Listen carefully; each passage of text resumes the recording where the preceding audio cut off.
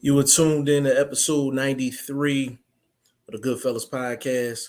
It's your boy G5 Jeff TV, aka G5, aka 5, aka the Guru, in the building solo, but only temporarily.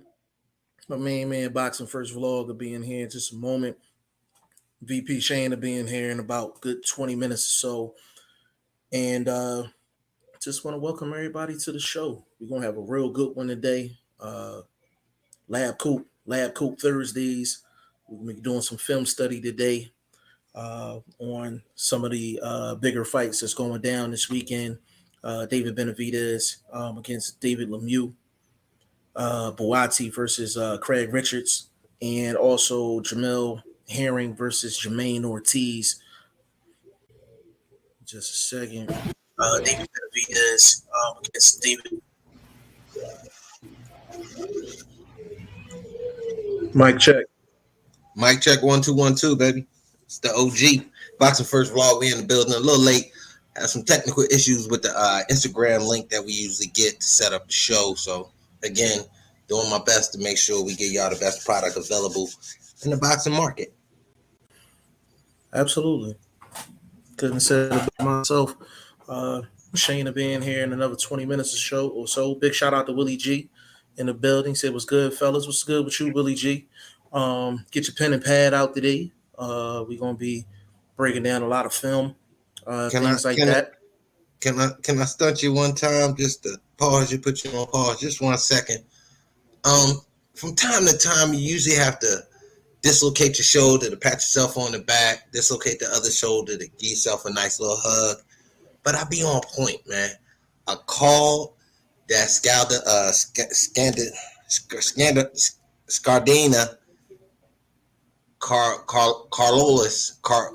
Coriolis upset.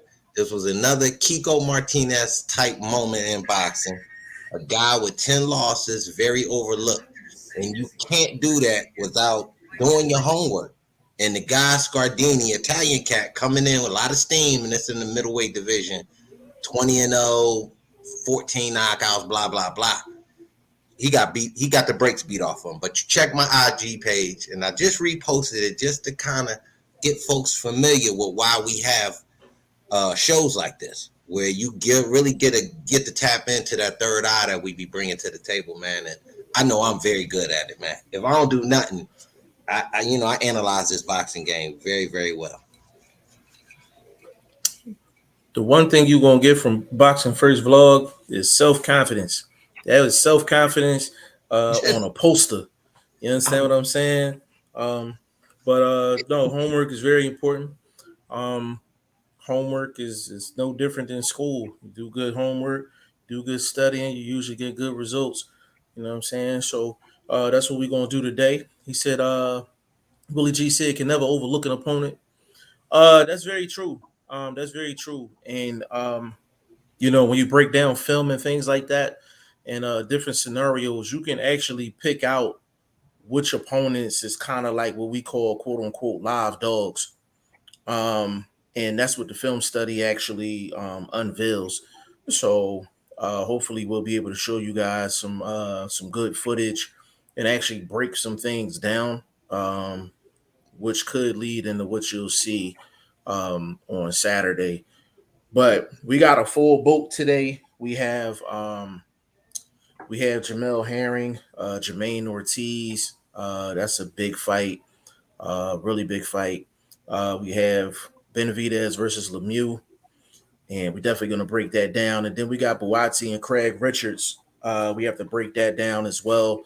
So, Vlog, where do you want to start?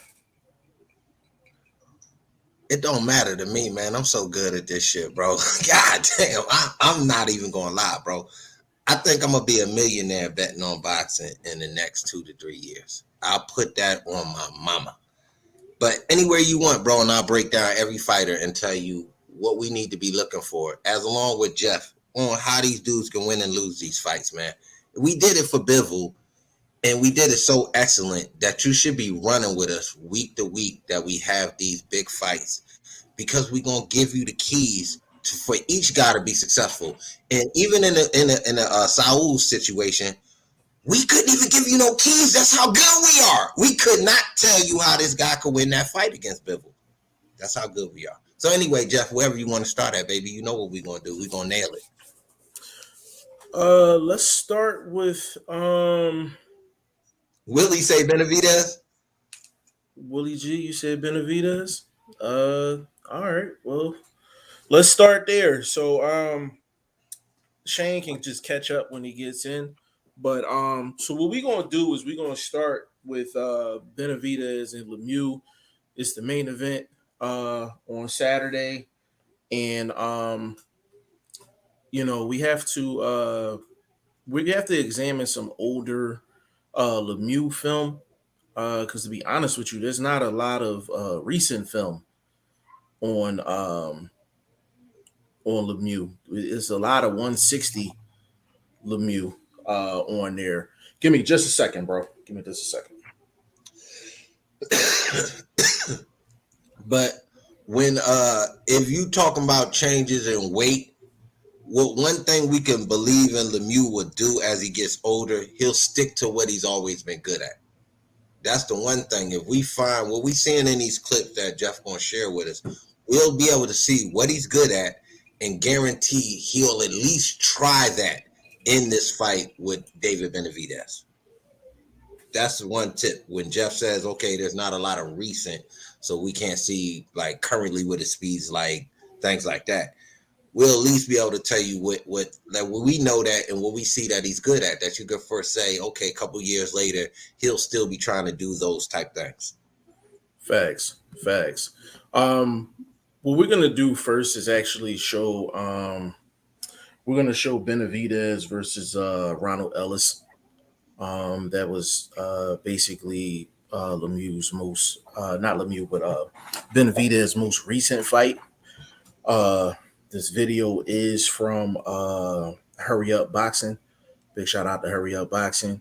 So what we're gonna do is we're gonna run through these highlights on here. So basically vlog as you go.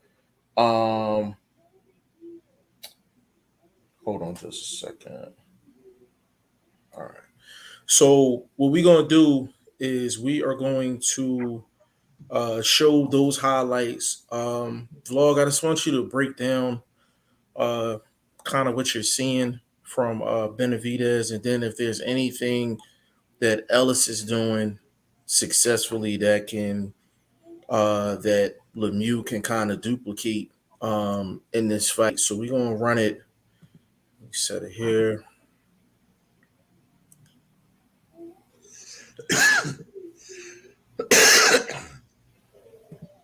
Over here off that brain food, just getting my mind right. So, pardon me. Absolutely.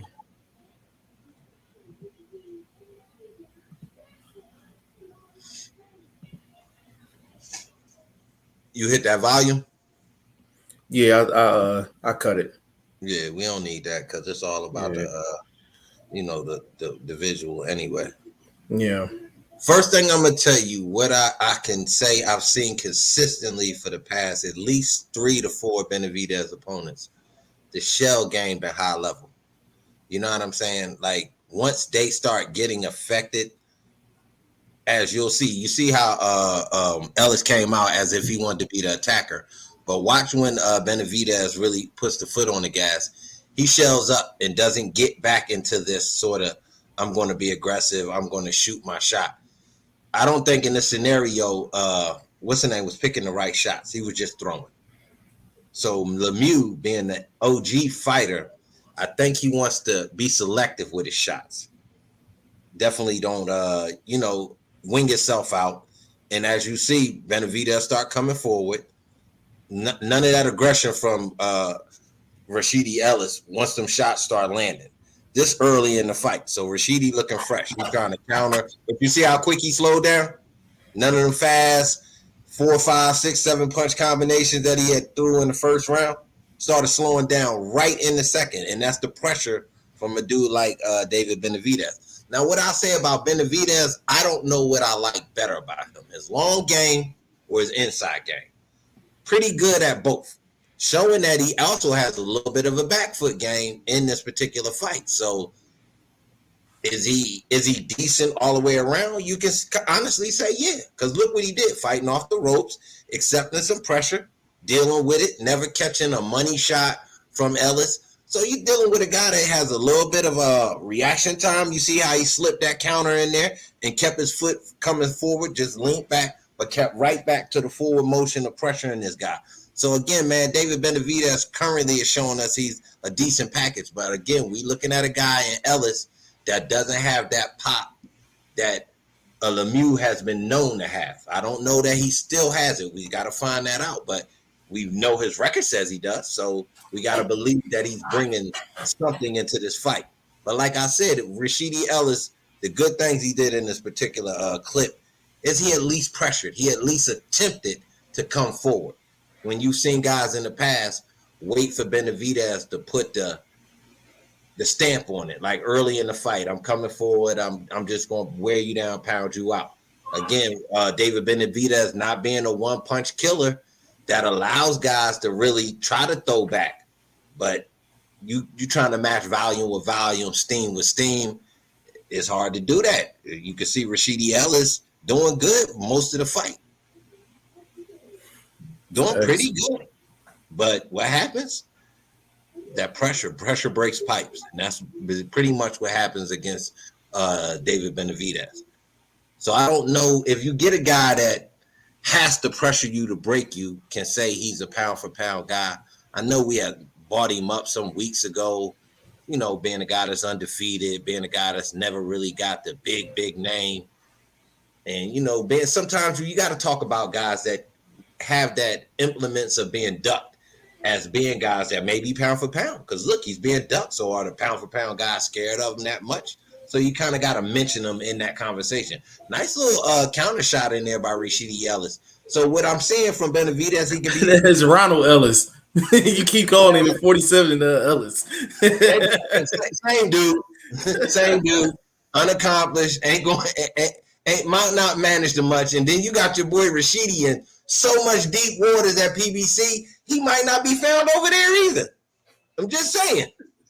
Just saying they could be the same guy. But they look alike too. Very strong fighters, guys that's going to attempt to do good. I would say definitely that the 147 Ellis is better. But anyway, man, back to the breaking this fight down. Just too much pressure. Look at the pressure. David keep coming forward, throwing leads, throwing anything he want, really. He's not the best body puncher.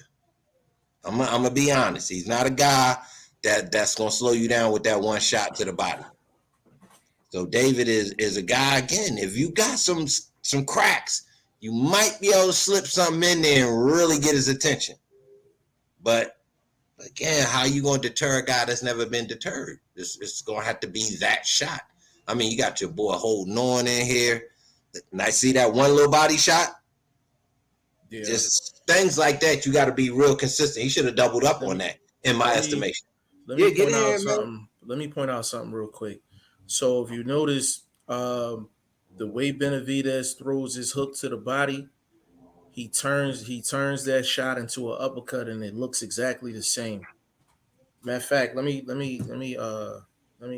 that back real quick. Hold on. Hold on.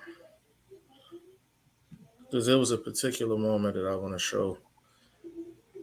So watch the next time he's in close. He throws a hook to the body, and then the next time he turns that basically that hook into an uppercut. It looks exactly the same, the trajectory.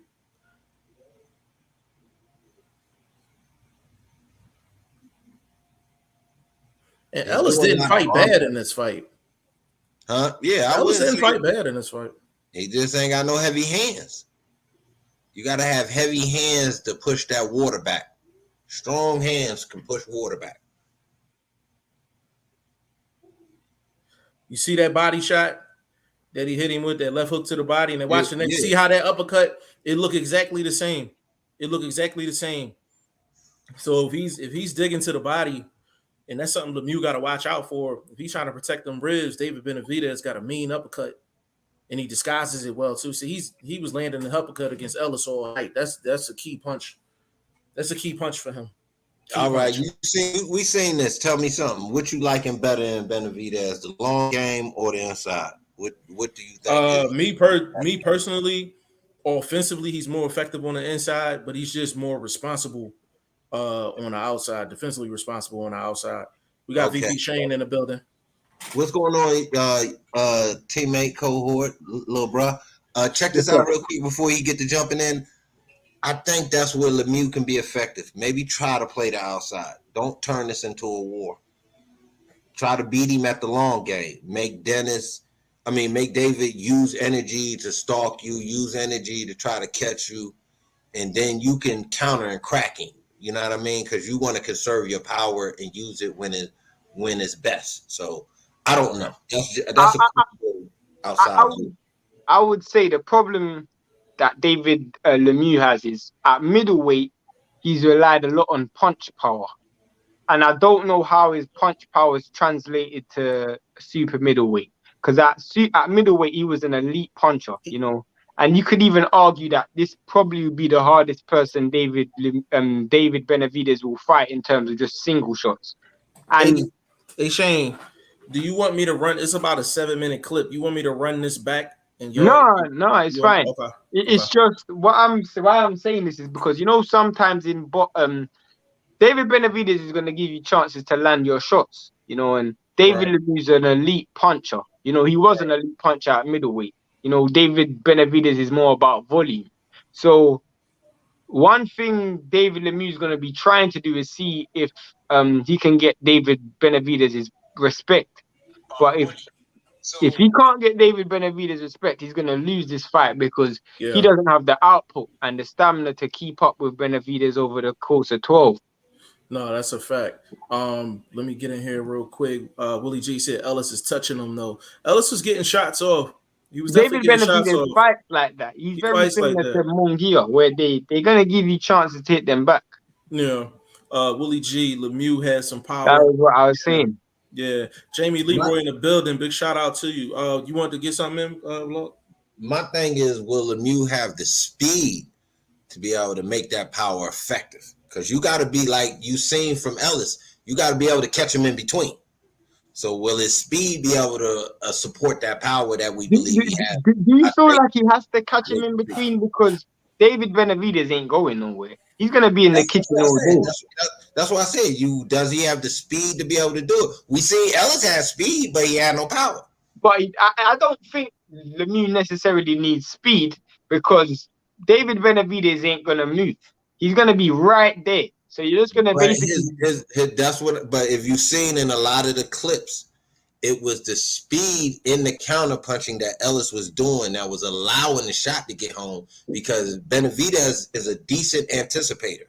So his lean back game is heavy part of his defense. So I mean, we're going to see that in this fight. We're going to see that in this fight because we saw how slow David Lemieux was against Billy Joe Saunders when it that's why I said.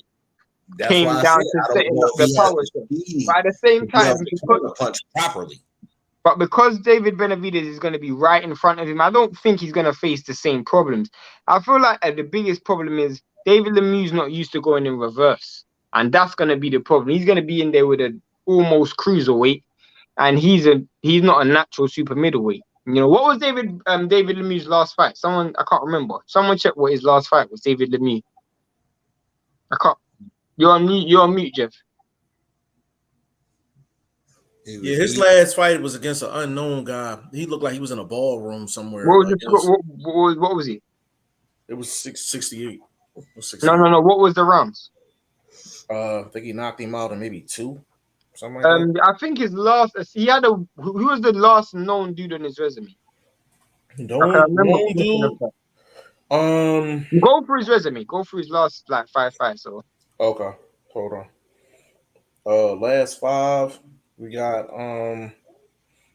he fought David Zagara, got a TKO in the second round. Francie Tetu, KO in 5. Maxim Bersak, split decision, 10 rounds. Uh, and then Gary Spike O'Sullivan. Um, I think you that's the know, last time I actually saw him fight with the and Spike that's what, Sullivan fight. yeah, and that's actually what I'm getting ready to queue up right now is Lemieux But versus that was Spike. at 60. That wasn't even Right. at 68. Yeah, but it's no film on him at 68, really, any That's what I'm effective saying. We film don't know anyway. if his power translates. Because if his power True. translates to 68, he's gonna cause Benavidez a little bit more problems than I think. No, Benavidez still should win the fight, but it's the fact that Benavidez gets hit quite easy. It's the fact Mm, that that power might cause him a bit of problems. yeah. I said that. We said that. Now, can I react to this comment? Go ahead, bro. You didn't even read it yet. I read it. I can read. It's right there on the I screen. mean, aloud. I'm moving on while you because Shane, you be in there like this, cackalacking and shit. I'll be like, man, no, I would I'm just expect fucking. you to go on, Go go on, ahead, go read on. it, Jeff, man. Host the show. Jeff, man, I'm about to get hot, man, to start clowning. Let's go. Bro, I'm waiting for you to finish. Like, he said, "What's happening?" Jamie Leroy said, "What's happening, boys? Kanaki versus Del Boy has been announced. These boys need to retire. Well, if they're gonna retire, it's best they retire together. I'll take Del Boy in that fight. 4 I'm gonna rounds or say less. this, bro. Kalnecki just had a nemesis. Same way Wilder had a nemesis. So do you feel like Deontay Wilder shouldn't come back to the sport? I mean, potentially, you can make the argument. You can make that You really argument. could off of fighting one guy twice and not No, being or 3 times not being able to beat him. In Kalnecki's situation, fought the same guy twice, not being able to beat him. You no, feel like no. undeserving of other fight opportunities? I mean, he deserves to fight more, but it's just down to his personal interest. Some people don't take losses well. You know, Obviously, if you fighting another dude that's on your level is just a friend guy, known guy, a fighter. That's it. This is just a fight. This ain't about no world title opportunities and all of that. This particular, I'm loving this fight. I ain't gonna lie. You know what I'm saying? You got two warriors going to scrap. Just let's let it happen. It's a hardcore guy fight. It might not be for you, Jamie. You know what I'm saying? It's like real a hardcore guy fight. The only difference I would say between like a Kalnacki and like a Wilder example is it seemed like Kalnacki, like it seems like at times he just really don't care about defense. And that's the worst thing you can have as a heavyweight. That'll really, really get you hurt. But really outside of that, his situation is no different than his situation is no different. You know what I'm saying? I don't know who this is on Twitch, but we about to get you What are up you right now. doing, Sway? no, I was just moving something. Sorry. Hold on. You streaming on what's that one joint called?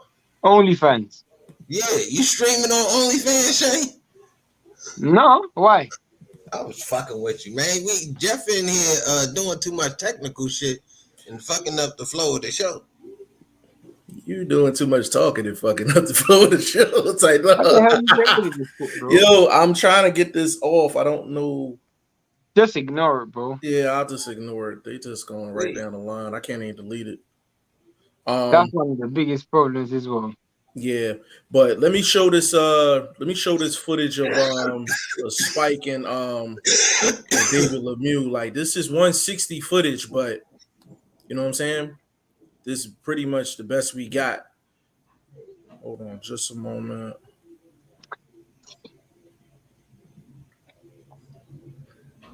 We're gonna have to start calling him DJ Jazzy Jeff for real, because he over there in the mixer. Oh man. Hold on. Who shout out the page, Jeff? Oh, I'll shout it out afterwards. I forgot the name of the page. All right, fair use. We breaking down the match. Spike was a good gatekeeper. Spike was, you know what I mean? Everybody kind of had their turn at him. He's the Lorme of 160. That's funny. Yeah. Fair.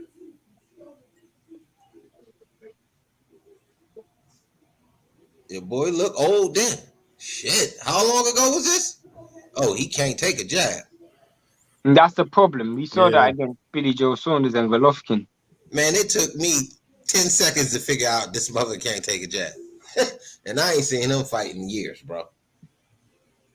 I mean, the problem Bro. is what he wiles and rails up on these one single punches like that. You know, he just That could like. be effective. That could be effective. Because But that's the problem he's got is he doesn't have no what's it called? He hasn't he got ain't got no inside he game. can't take a jab, and his way of getting on the inside is just there's Mark Ramsey right there. His way of getting on the inside is just not effective. Hey, that Hey ain't yo, trainer of the decade. I didn't say he was the trainer of the decade. yo, can you let's watch this again? Is there anything you seen in this clip that he could possibly do like right now? I Well, called it the just a power, Hail Mary shot. Hail Mary. that's it really. I can't really see anything else because even Spike O'Sullivan was able to keep a certain amount of distance behind the jab. Every time Spike O'Sullivan threw a jab, David Lemieux went back. And Ate it. look at Yeah, that. he And ate look it at that. good. Clean. Look at that. Right on the eye socket. But Spike doing the wrong thing. Look not again, sticking to it. 2 jabs again. That's all I would have done was throw that. He would have had to throw that overhand right off my jab and not off timing. Again, look at that. Every time the jab's thrown, David Lemieux's going backwards. But that's the thing about throwing that sort of shot. You can throw that shot off the back foot and be as effective as standing face to face and throwing that sort of shot. You see what I mean? No, but one thing I would say is though, Benavidez isn't always tight with his shots. David Lemieux is very tight with his power punches, so he might be able to beat David Benavidez in a bang bang shot. I don't think he. That's what I mean. I don't think he could be. When you say tight, he has to be long because he's still going to be the shorter fighter, so he can't throw powerful short overhands. He got to really swing it for the. No, I mean when they're in the pocket, sitting close to close. I'm saying when there's a bang bang shot, as David Benavidez like to hold his feet. When they're up close, he might be able to beat David Benavidez to the punch. That's what I mean. So I'm analyzing it from a different perspective when I counter that by saying how can he had to get that same shot off. If Benavidez fights long, he would definitely have to put a little extension on it. Would that take away the power though? You think that would take away from his power or? No, I definitely feel like it would take away from his power, but I don't know. I don't know what game plan Benavidez is going in there with. Can he go in there with his regular? Can he come in just regular Benavidez and win this fight? You think he I feel like he can. Can I ask you, Jeff? I don't think you answered directly. What is he better at? The inside? Well, I think you did, Jeff. You said the inside. He's more effective as he quit. He got long game and he got an inside game. Shane, what you think he's better at? I think he's better coming forward. But I mean, coming forward behind the jab or just come forward, get inside and go to work? No, behind the jab. I think behind the jab because so the long game, especially with a guy that got cracks, you don't trying to swing for swing. I don't think Benavidez' high guard is good enough to just abandon the jab. I don't think his high guard's good because when you're coming in through the front door and you're not coming in behind the jab, you have to have a good high guard. I don't think Benavidez' high guard is good enough. He was taking shots from Ellis. Yeah, that's my point. It's better to come in behind the jab. Ellis has speed though. So Ellis getting his shots off was based on his speed. Also, the non-superior defense we can agree that Benavidez doesn't have. He doesn't have elite defense. So that's what I mean by that. Like, you know what I'm saying? Yeah. So Lemieux's not fast enough to get those pink sort of shots off to answer. I think Lemieux's just going to be looking for one great single. I feel like that's what Lemieux's going to be looking for. That's his only chance. It'll be a long night. I think we all know that. I feel like it would be very ignorant to feel like that Lemieux has a chance. You know, I think he has probably a 10% chance. And if he carries the power up from middleweight that he had at middleweight to super middleweight, then certainly he's gonna get David Benavidez respect. But I don't think it's gonna be a case of us going, wow. Man, this shit ain't going 8. I'd be surprised if it does as well. I'd be Yeah. surprised if it goes Nah. 6. If I'm based on just what we saw right now, he don't have the speed and the defensive movement to stay out of danger long enough to extend rounds. That's And why I then- say it 8 in my But- estimate. I give him veteran savvy that vets. You got to give them the benefit of the doubt, but also. But what if he does get Benavidez respect? Benavidez might be a bit cautious walking through that front door. That's a few rounds. 4. But I've never seen Benavidez cautious.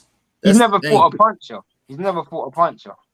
Right. So we gonna find out. That's my honestly- point. No, that's untrue. Mama's boy had some cracks, and he was No. walking. Who got some pops? He's a strong guy. He was swinging. Benavidez was just walking right through that shit. Nah, bro. mama's boy ain't got cracks. He's like not a puncher, I bro. thought he was a strong dude.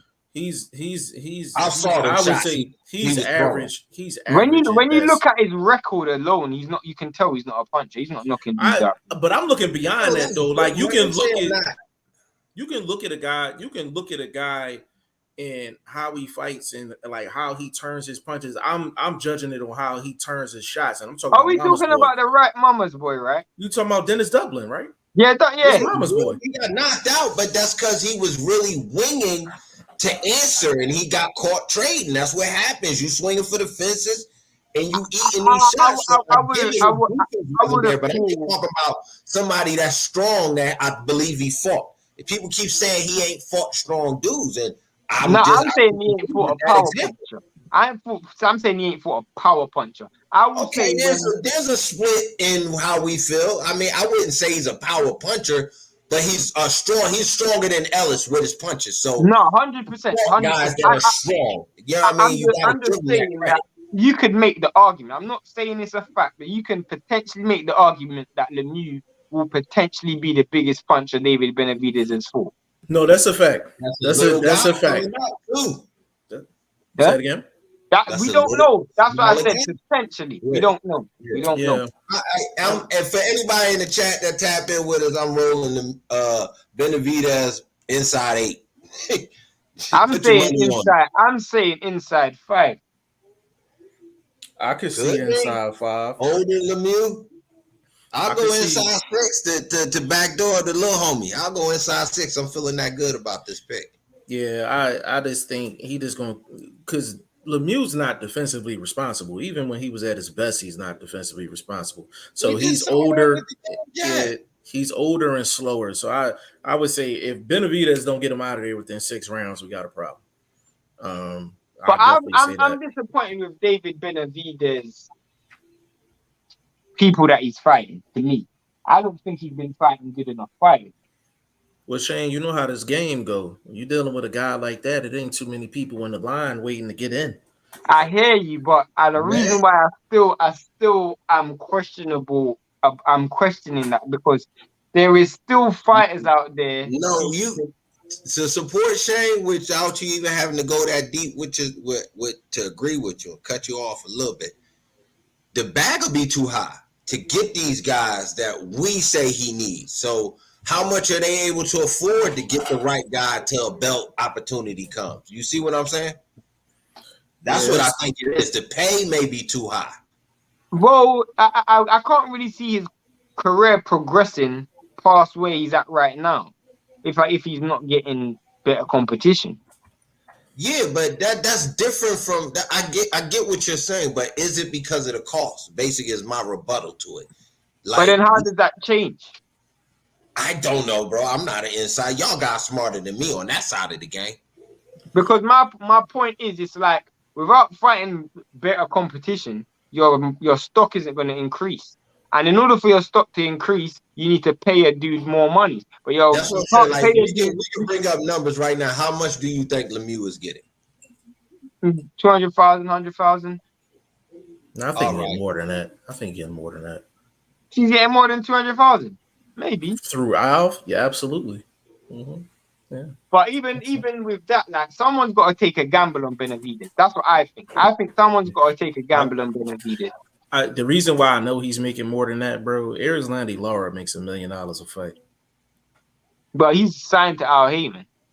Yeah, but David Benavidez But that's what I mean. They probably No, had to up the no, pay. you're asking how much David They Lemieux probably had to is. up the pay to get. Oh, you said Lemieux or Yeah, how much Benavidez? David Lemieux is getting. Oh, my bad. That's what I mean. The opponent. Are they Yeah, having? yeah. That's what I'm saying. Oh, okay, 200,000. that's my fault. That's why the competition is lower. Yeah, So that's what what I'm saying. I How mean. much? No, I Jeff, would I say now about know that. 100,000. Yeah, I was 100 about to 200. Yeah, 100, 150, 100, 150. Okay, so let's say a name. Let's say Morel. How much would it cost them to make that fight? The thing is with Morel is he probably costs round about the same for, or maybe 200 to 300,000. But the problem with that is David Benavidez is going to want more. You see my point? Yeah, that's what I mean. Is his fights, and like guys like him, Boots, is it costing too much to get the names us as fans need? But something has to give. You see my point? At some point, someone's gonna have to take a loss on Benavidez to build his name up, because it's like when you were building up when they were building up Floyd, or when they were building up AJ. They were taking losses at the beginning because in the back end they knew that it was gonna, like, Eddie Hearn didn't make back that 5 million he invested in Charles Martin to get that fight. He just did it because he knew what it was going to mean down the back end. So someone's going to have to make that gamble on Benavidez. I think PBC tried to do it with Canelo, but the problem is what PBC should have done was they should have threw that bag to Caleb Plant. That's what they should have done. Before they sent Canelo that Caleb Plant fight, what they should have done was Caleb Plant versus Benavidez, the winner versus Canelo. That's what I would have done. Yeah, Benavidez is in a really difficult spot. Someone has to invest in this dude. You see my point? Yeah, you got to overpay. Shout out to Emily. She that's one of his inside team members. And a big shout out to the work she doing. I know she tried to get her to tap in. I sent her let her know we doing the podcast and we definitely breaking down our fighter. So big shout out to her. But all in all, I've never really been a big fan of Benavidez. If I'm being honest, I've never really been a big fan. Not really. Wow. I think he can fight. I think he can fight, but I've told you numerous times, I think he's a weight bully. I think he's a weight bully. But I thought you still liked him though. Like he's a good fighter. He's a good fighter. Let me ask you this though. So since you said that, because that's news to me.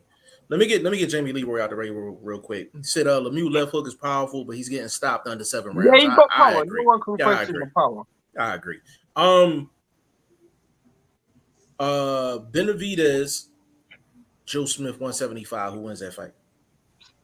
That's a tough fight. That's a tough fight to call. Firstly, you got the output with Benavidez, but I think Joe Smith's gonna get his respect real early because Joe Smith actually has power.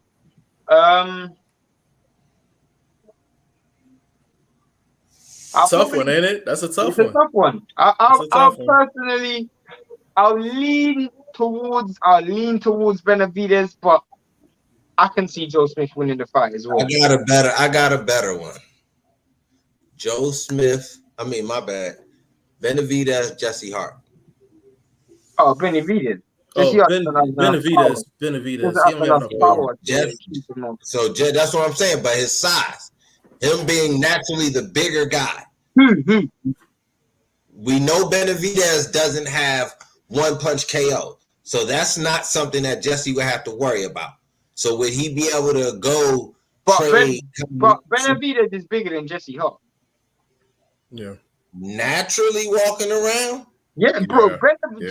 Jesse Hart forced himself to make 175. He wasn't big at 168. Bro, he's not. He's 168. Yeah, he's not. Jesse Hart is not. Jesse Hart is wiry. Like he's not. You see him live. Like he's not that big of a dude. Like I'm almost sure Benavidez. That's a good name. But giving you credit though, Blunt, that's a name I would say. You know what? Throw Benavidez in there. Throw Benavidez in there with Jesse Hart. That's a name where you can go. You know what? Throw Benavidez in there with Jesse Hart. That's a name. That's a name I would have. Free agent. So my boy a free agent. I know 2300 and them. They do a little work with PBC on the side, don't they? Jeff would Yeah, know a little bit. yeah, That's my yeah. point. They do. They That's do. a good name. I would not be Well, you upset with know that what fight. fight he chasing though. Who's that? Joe Smith. Nah, that Berlanga fight. That's a fight he want. But even someone like Belanga will lose to Jesse Hart. Yeah, That's Jesse Hart would beat Berlanga in my that's a good opinion. question though. Will Stokes said Benavidez versus Anthony Hart. That's a good question. All That's a right, you good go, fight. y'all go through it. Go through it. What y'all That's a think? good fight. What y'all think? I think he get to him. Your boy Yard shows he has issues with somebody that could fight long. I think Benavidez IQ would allow him to keep distance until it's time to step into that pressure, step into that. The punch output will cause Yard problems, but then Yard is so much more defensively skilled than Benavidez. Yard probably has much more power on the single shot, and obviously he's bigger than Benavidez, so that will cause the problems. I think that's a tough fight to call. I think that's because I agree with Blunt. You know, Yard struggled with someone who throws a jab. You know, he struggled with that. You know, and his walk down game ain't the greatest, and his footwork ain't necessarily the greatest as well. So that'll be a good fight. Yeah, it's definitely check marks on each side. But It's but are we definitely realizing that we're comparing Benavidez with dudes at 175 and not his own weight class, which is 168? yeah, but we know is guys. Look at your boy at 135. He's on the bigger end of 135. So if we start talking about him against a Robert Easter or what's the boy that lost against the 147 cat Virgil or Ortiz? What's the brother? Maurice Hooker. Yeah. Like I could see Ryan Garcia against Maurice Hooker just based on his size. So I think this happens in boxing. Like a guy is able to make weight, but he's a guy that can carry weight also. So But I think that's the the problem. conversation is too far fetched, is what I mean. Well, the reason we mentioning him with other 175s is because you said you think he a weight bully. Yeah. So let's move him up to But 175. the problem is no. The problem also is 168. Let's keep it all the way 100. The toughest competitors at I 168 gotta go on mute. People in here Okay. baking cakes and are flipping pies and dudes shit. who are at 160. Yeah. So if you think about it, the dudes who people actually want to see at 168 are the dudes at 160, Andrade and Charlo. You know, so it's because 168 is actually a barren division. It doesn't have the name, it doesn't have the attention, especially in the American market. Yeah. He has every reason to move up. Yeah. He has every reason to move up. More opportunities, I less mean, even politics. someone like Danny Jacobs, you could see he's at 168 now. He's a pumped up 168. He's not even a natural 168. Yeah. Who else is there? I mean, it's not a stacked division. Yeah, pretty much. But he should go up to 175. I mean, if he know Canelo not gonna get in the ring with him, he know Caleb Plant not gonna get in the ring with him, and I don't even know how good of a win a Caleb Plant fight would be anyway. He'd probably be better off going up to 175. To be honest with you, I think a really good fight for Benavidez is his first fight at 175 would be like a Sergey Kovalev. Get his feet wet. You know what I'm saying? Kovalev wants to fight at cruiserweight. Yeah, but I think if they offered him that bag for Benavidez, I think he would take it though. I think they need to go and put Benavidez in there with Marcus Brown. I think Marcus Brown is in a retirement home right now at under 30 after that Peterbiev whooping that he got. Oh yeah, he getting ready to get a fight, man. L Dub tapped me in on something, man. He got somebody coming up, man. I gotta look back at that convo again. Who got somebody coming up? Your boy Marcus Brown and Really? and somebody. I think That's what I'm saying. Hold on, man. Let me get in here, man. This is my dude, L Dub. You know, Marcus Brown versus Benavidez would be a fight. You know, who else is there? Don't rush me. I think he damaged goods. He is damaged goods. I think your boy damaged goods too, but he got a fight coming up. Where is that, man? Kalnacki told me that. Didn't he tell me somebody else? Oh, that one, boom. Y'all go ahead, keep conversating while I do I'm this, man. trying to figure out who else at 165 is. I mean, what about Benavidez versus Leader Alvarez? Oh, Andre. There you go. Got it. Andre. Andre what? Andre Durrell. Who Marcus Brown versus Andre the World? Yeah. That's actually a good fight. What happened to Jeff? He his wife came and unplugged everything. Let me get through these comments. Bro, I wouldn't be shocked if Yard walks around heavier than Benavidez. He probably does. I wouldn't be shocked if Yard walks around as a heavyweight for real. But Yard's supposed to walk heavier than Benavidez. Yard is at 175. Yard got gas problems. He carries too much muscle. That's a fact. Hey, But hold this down, bro, man. I gotta make a call. wow, these guys have abandoned the shit. But in terms of what were we at? Yeah, if I didn't know Marcus Brown was fighting the real. That's a good fight because Marcus Brown does need to get back on the does need to get some confidence, build some confidence. Plus he's up against someone who the American public actually know. So it's a fight that maybe people can get behind. And I actually feel like the real has the name as well as the I don't want to say the style because he shouldn't cause Marcus Brown problems where Marcus Brown should be in a situation where he's losing. Will Stokes says Shane who wins Yard Buatsi. I'm not even thinking about Yard Buatsi because Buatsi's got a tough fight this week against Craig Richards. And to me, if I'm being honest, I'm still stuck between who I'm picking between Richards and Buatsi. I think Richards has got a very good chance because of the jab. He keeps the fight long. He's got good boxing skills, long range boxing. Technically, I feel like he's much more disciplined than Buatsi. But then when it comes down to the actual overall skill the overall talents that Buatsi has, which is the power, the athleticism, the speed, I feel like Buatsi's probably going to be going in there either undefeated fighter, so he's going to have confidence. I feel like he's a person who can cause Craig Richards problems, but Buatsi does have limitations defensively, so that's probably going to be my biggest problem, whether Buatsi can bypass Craig Richards' jab and keep the fight close. If he keeps the fight close and he's able to get off his offense and sustain his attacks over 12 rounds, he should win. But if Craig Richards can keep Buatsi on the end of a jab, keep it long, and get off his punches, get Buatsi's respect from real early, Craig Richards could cause an upset. So yeah, I don't know where these guys are gone. These guys have abandoned the ship. What else was there? I was gonna talk about. Oh, can we talk about? Yeah, back to Benavidez though. It's a fight that we could also see is maybe Benavidez versus Leader Alvarez. I mean, if he was to move up to 175, I wouldn't mind seeing a fight like that. Maybe Benavidez versus who's that? Jeff. What the hell happened to this dude? This is a hard fight for Buatsi, in my opinion. Bro, it's definitely a hard fight for Buatsi. It's just whether if Buatsi can take Craig Richards' punch and get on the inside, he's going to cause problems.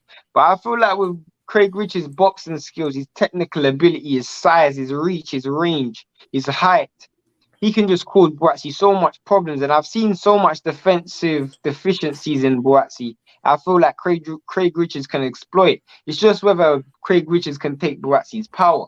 Because when Buatsi gets up and close, he's gonna let off shots in a lot of when Buatsi gets off shots, he's gonna let off a lot of combinations, and that could cause Craig Richards big problems. Canelo loss will have given Craig Richards confidence. Why do you think that? Yeah, my bad, y'all. The internet went like completely out. I had to run downstairs and actually replug it back in. I had a fuse He blew inside of the crib. said Canelo's loss will have given Craig Richards confidence. I think it's the other way around. I think he's trying to say with Craig's Richards loss it gave Canelo. I don't. You know what? I don't know what he's trying to say. I take that back. Oh, Canelo's loss. Canelo's loss will have given Craig confidence too. why? Yeah, you lost me with that one. Will Stokes also will Yoka's loss have an impact on Virgil Hunter or Buatsi?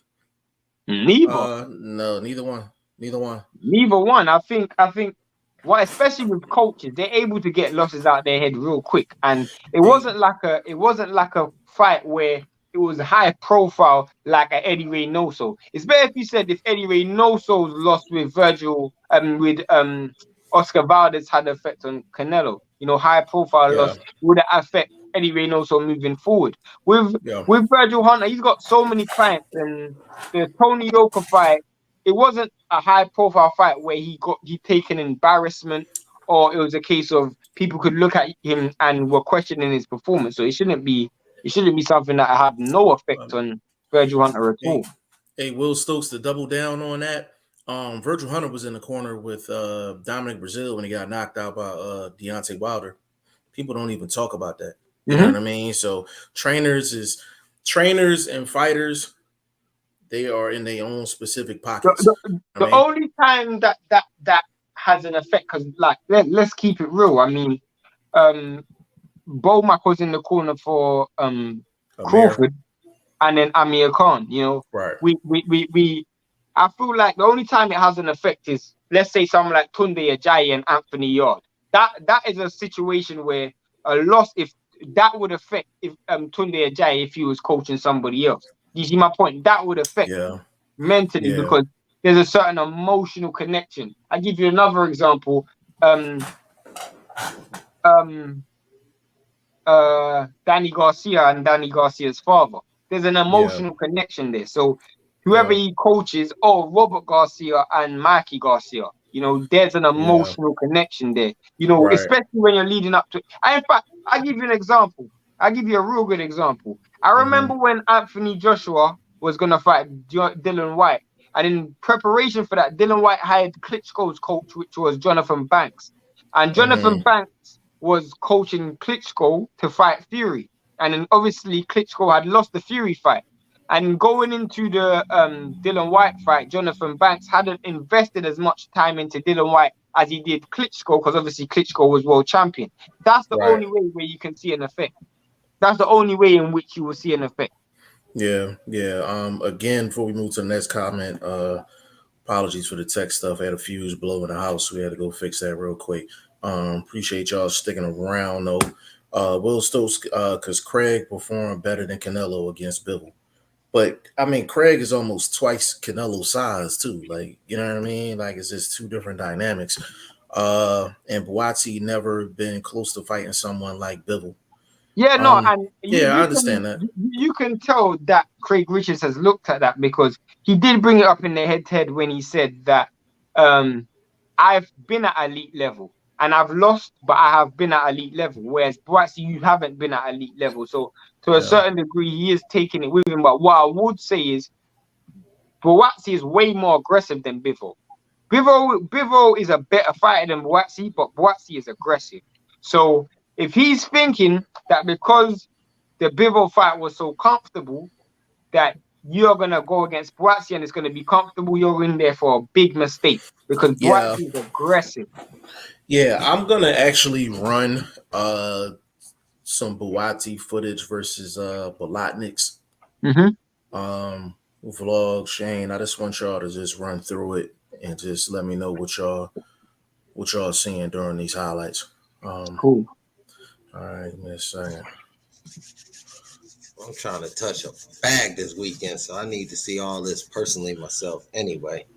Save me to do it. Oh, I ain't playing, bro. The list is bonkers. We got to talk off camera. You know what I mean? Because I need a better site, bro. Having issues with FanDuel. But Anyway, we gotta have a conversation about that regardless. yeah, I see what you mean. He's swinging. He's swinging from the outside. Yeah, literally I, power punches from the outside, and you oh, can I see seen. I seen him get clipped real quick though. So defensively Buatsi again, he's not very efficient. You know, and if you look how tall and big Craig Richards is, You know, again, you see how he's throwing power punches from the outside. You know, a bit like Daniel Dubois does. See, that's what I saw. You seen that? Yeah. That's my point. Now, if you got a guy that's IQ as Richards has, would he be able to make those count? Because we can see right now, obviously, this is a fight where his opponent didn't go forward off a shot like that. Like, didn't, reset that shot up again. 100%. Because sorry to cut your forehead. If you look, the guy should have actually took a step back and kept doing that towards him, because he was walking into that shot, a step back, and you shoot that same overhand. If I'm Craig Richards watching Buatsi, he throws so much power punches at long to mid range. I'm throwing the dummy jab, bro. You know the false jab, what Larry Holmes used to throw. Just a false jab, just to initiate a trigger. You pull back, bang, backhand. That's what I walk this dude onto all day, because what you throw is, you throw that dummy jab just to give him the full sense of security that the distance is safe. He's now going to reach in with a power shot. You pull back, you walk him onto a shot. That's what I'm throwing all day if I'm Craig Richards. That's another form. That's another form of what I was saying, taking a step back, because it looks like we're going to get pressure from Buatsi. Like, he's going to be the guy coming forward. So coming forward with out aggression. You keep setting that sort of shot up that Shane described. For me, it would be just taking a step back to find that counter punching range. But Shane also admitted you could set it up with the not really a feint, but you got to stick something out to get him eating on it, and then you can counter. So we both correct. It's just two different ways you can do that. I agree 100% with Blunt. It's the only reason why I suggested that was just because to give him that full sense of security that he's slipping something. So he's going to load up on a shot, just like how he loaded up on a shot just there on the clip. You know, he's loading up on a lot of these power punches at mid-range. You know, look at that. He's loading up again on shots at mid to low range. And if I'm Craig Richards, I'm just looking to exploit that. Whoa, that was a good shot. Can I say something real quick? This might not have been caught by everybody. If you've seen when he gets clipped with a nice little shot, he'll slow down. He won't stop completely, but he will slow down. And the guy he's fighting, I don't remember the name. What's his name down there? Bolotniks. Bolotniks. I'm just fucking with him, man. Big shout out to him, though. He was doing some good things even in this loss. I noticed that. So he was catching Buatsi and making Buatsi stop. Now, if that happens in this Richard fight, Richard has to continue through that. But he done it there. Can you just go back 10 seconds here? Go back. Yes, sir. Hold on a second. Just go back a quick clip. Like no. Yeah, just a little bit further. No, a little bit further forward. You went back too far. Okay. No, even further than that. Yeah, there. Click there. If you look at it, there's gonna be a clip that's coming up. 1 second. Look at this exchange that's coming up right here. Watch this. I don't know where it is. I think it's coming up. I just don't know where it is. You passed it. No, say it. Watch this.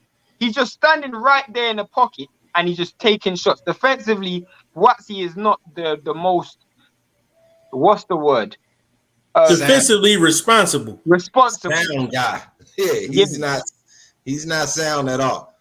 Look at his Philly shell. Don't try that. I think Richards can take advantage of this Philly shell. If you double up on left hooks, his Philly shell is, because you can feint downstairs. You see how he leans too much with the Philly? I don't know. If you could pressure him and turn him into a defensive fighter, you could probably take some advantage. Look at that. So again, he's just loading up on punches from mid to long range, and I feel like Craig Richards can take advantage of that. You got some clips on Craig Richards as well, Jeff? I also noticed he don't transition well. If you seen him Philly shelling and he was trying to hook and throw, he wasn't accurate with none of that. So if you get him defensive, that can help you negate his offense, because now you making him, he doesn't transition well, like with say somebody like Haney or somebody like Tank Davis.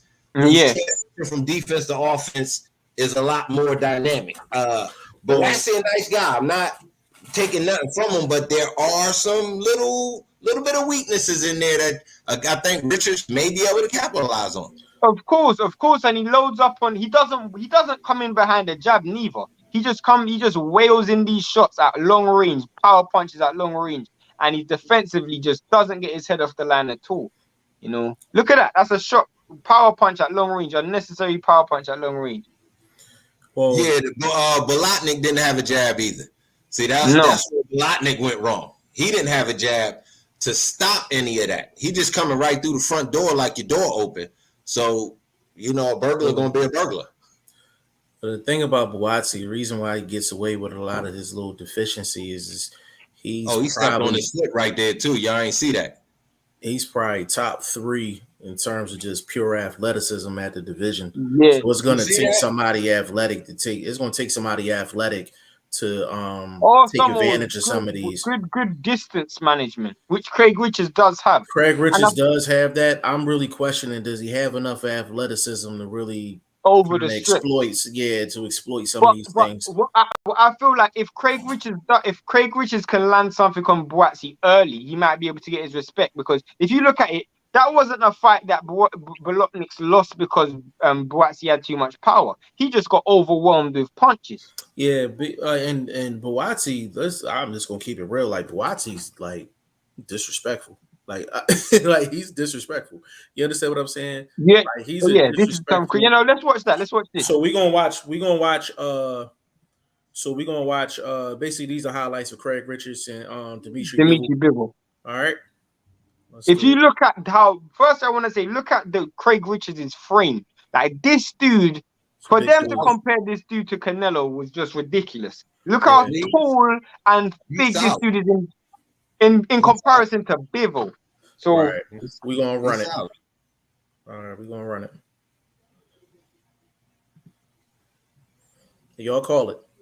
Yeah, I'm just saying. You can see. Analyze a little bit. I gotta analyze a little bit. Take me a couple seconds. Now he pulls back with his head right back in a straight line, which Buatsi's gonna exploit. But now what I can say right now, Buatsi would have the ability to turn the wide hooks that he throws easily into an overhand in the scenario that we're seeing Richards with that lean back. That lean back it's not lean, it's not all the way back. It's like halfway there, which is still danger mode. And he's not countering off of it. Now you see how he's leaning, but it's not like he's shooting something off of it to make you pay for the flipping. That's a fact. The only thing I would say in difference is Bivol was throwing jabs on the way in, whereas Buatsi's not going to be doing that. If you look, Bivol's throwing jabs on the way in. I get you, but but is Buatsi fast enough throwing the hooks as Bivol was throwing his 1-2? That's a good question.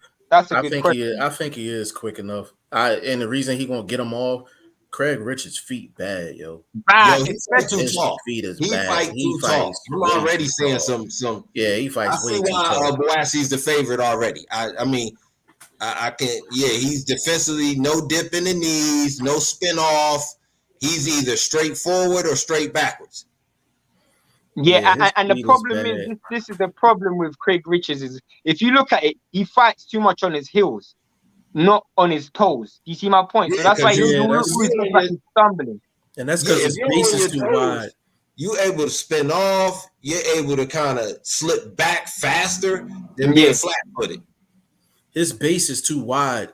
So if you even look at these highlights, look how, and what I mean by base is too wide, you got to look at his legs, how much separation it is between his legs. You can't be on your toes if your legs now is completely separated. I really don't know how people feel. I'm going to be honest, bro. I think that helps him take a punch.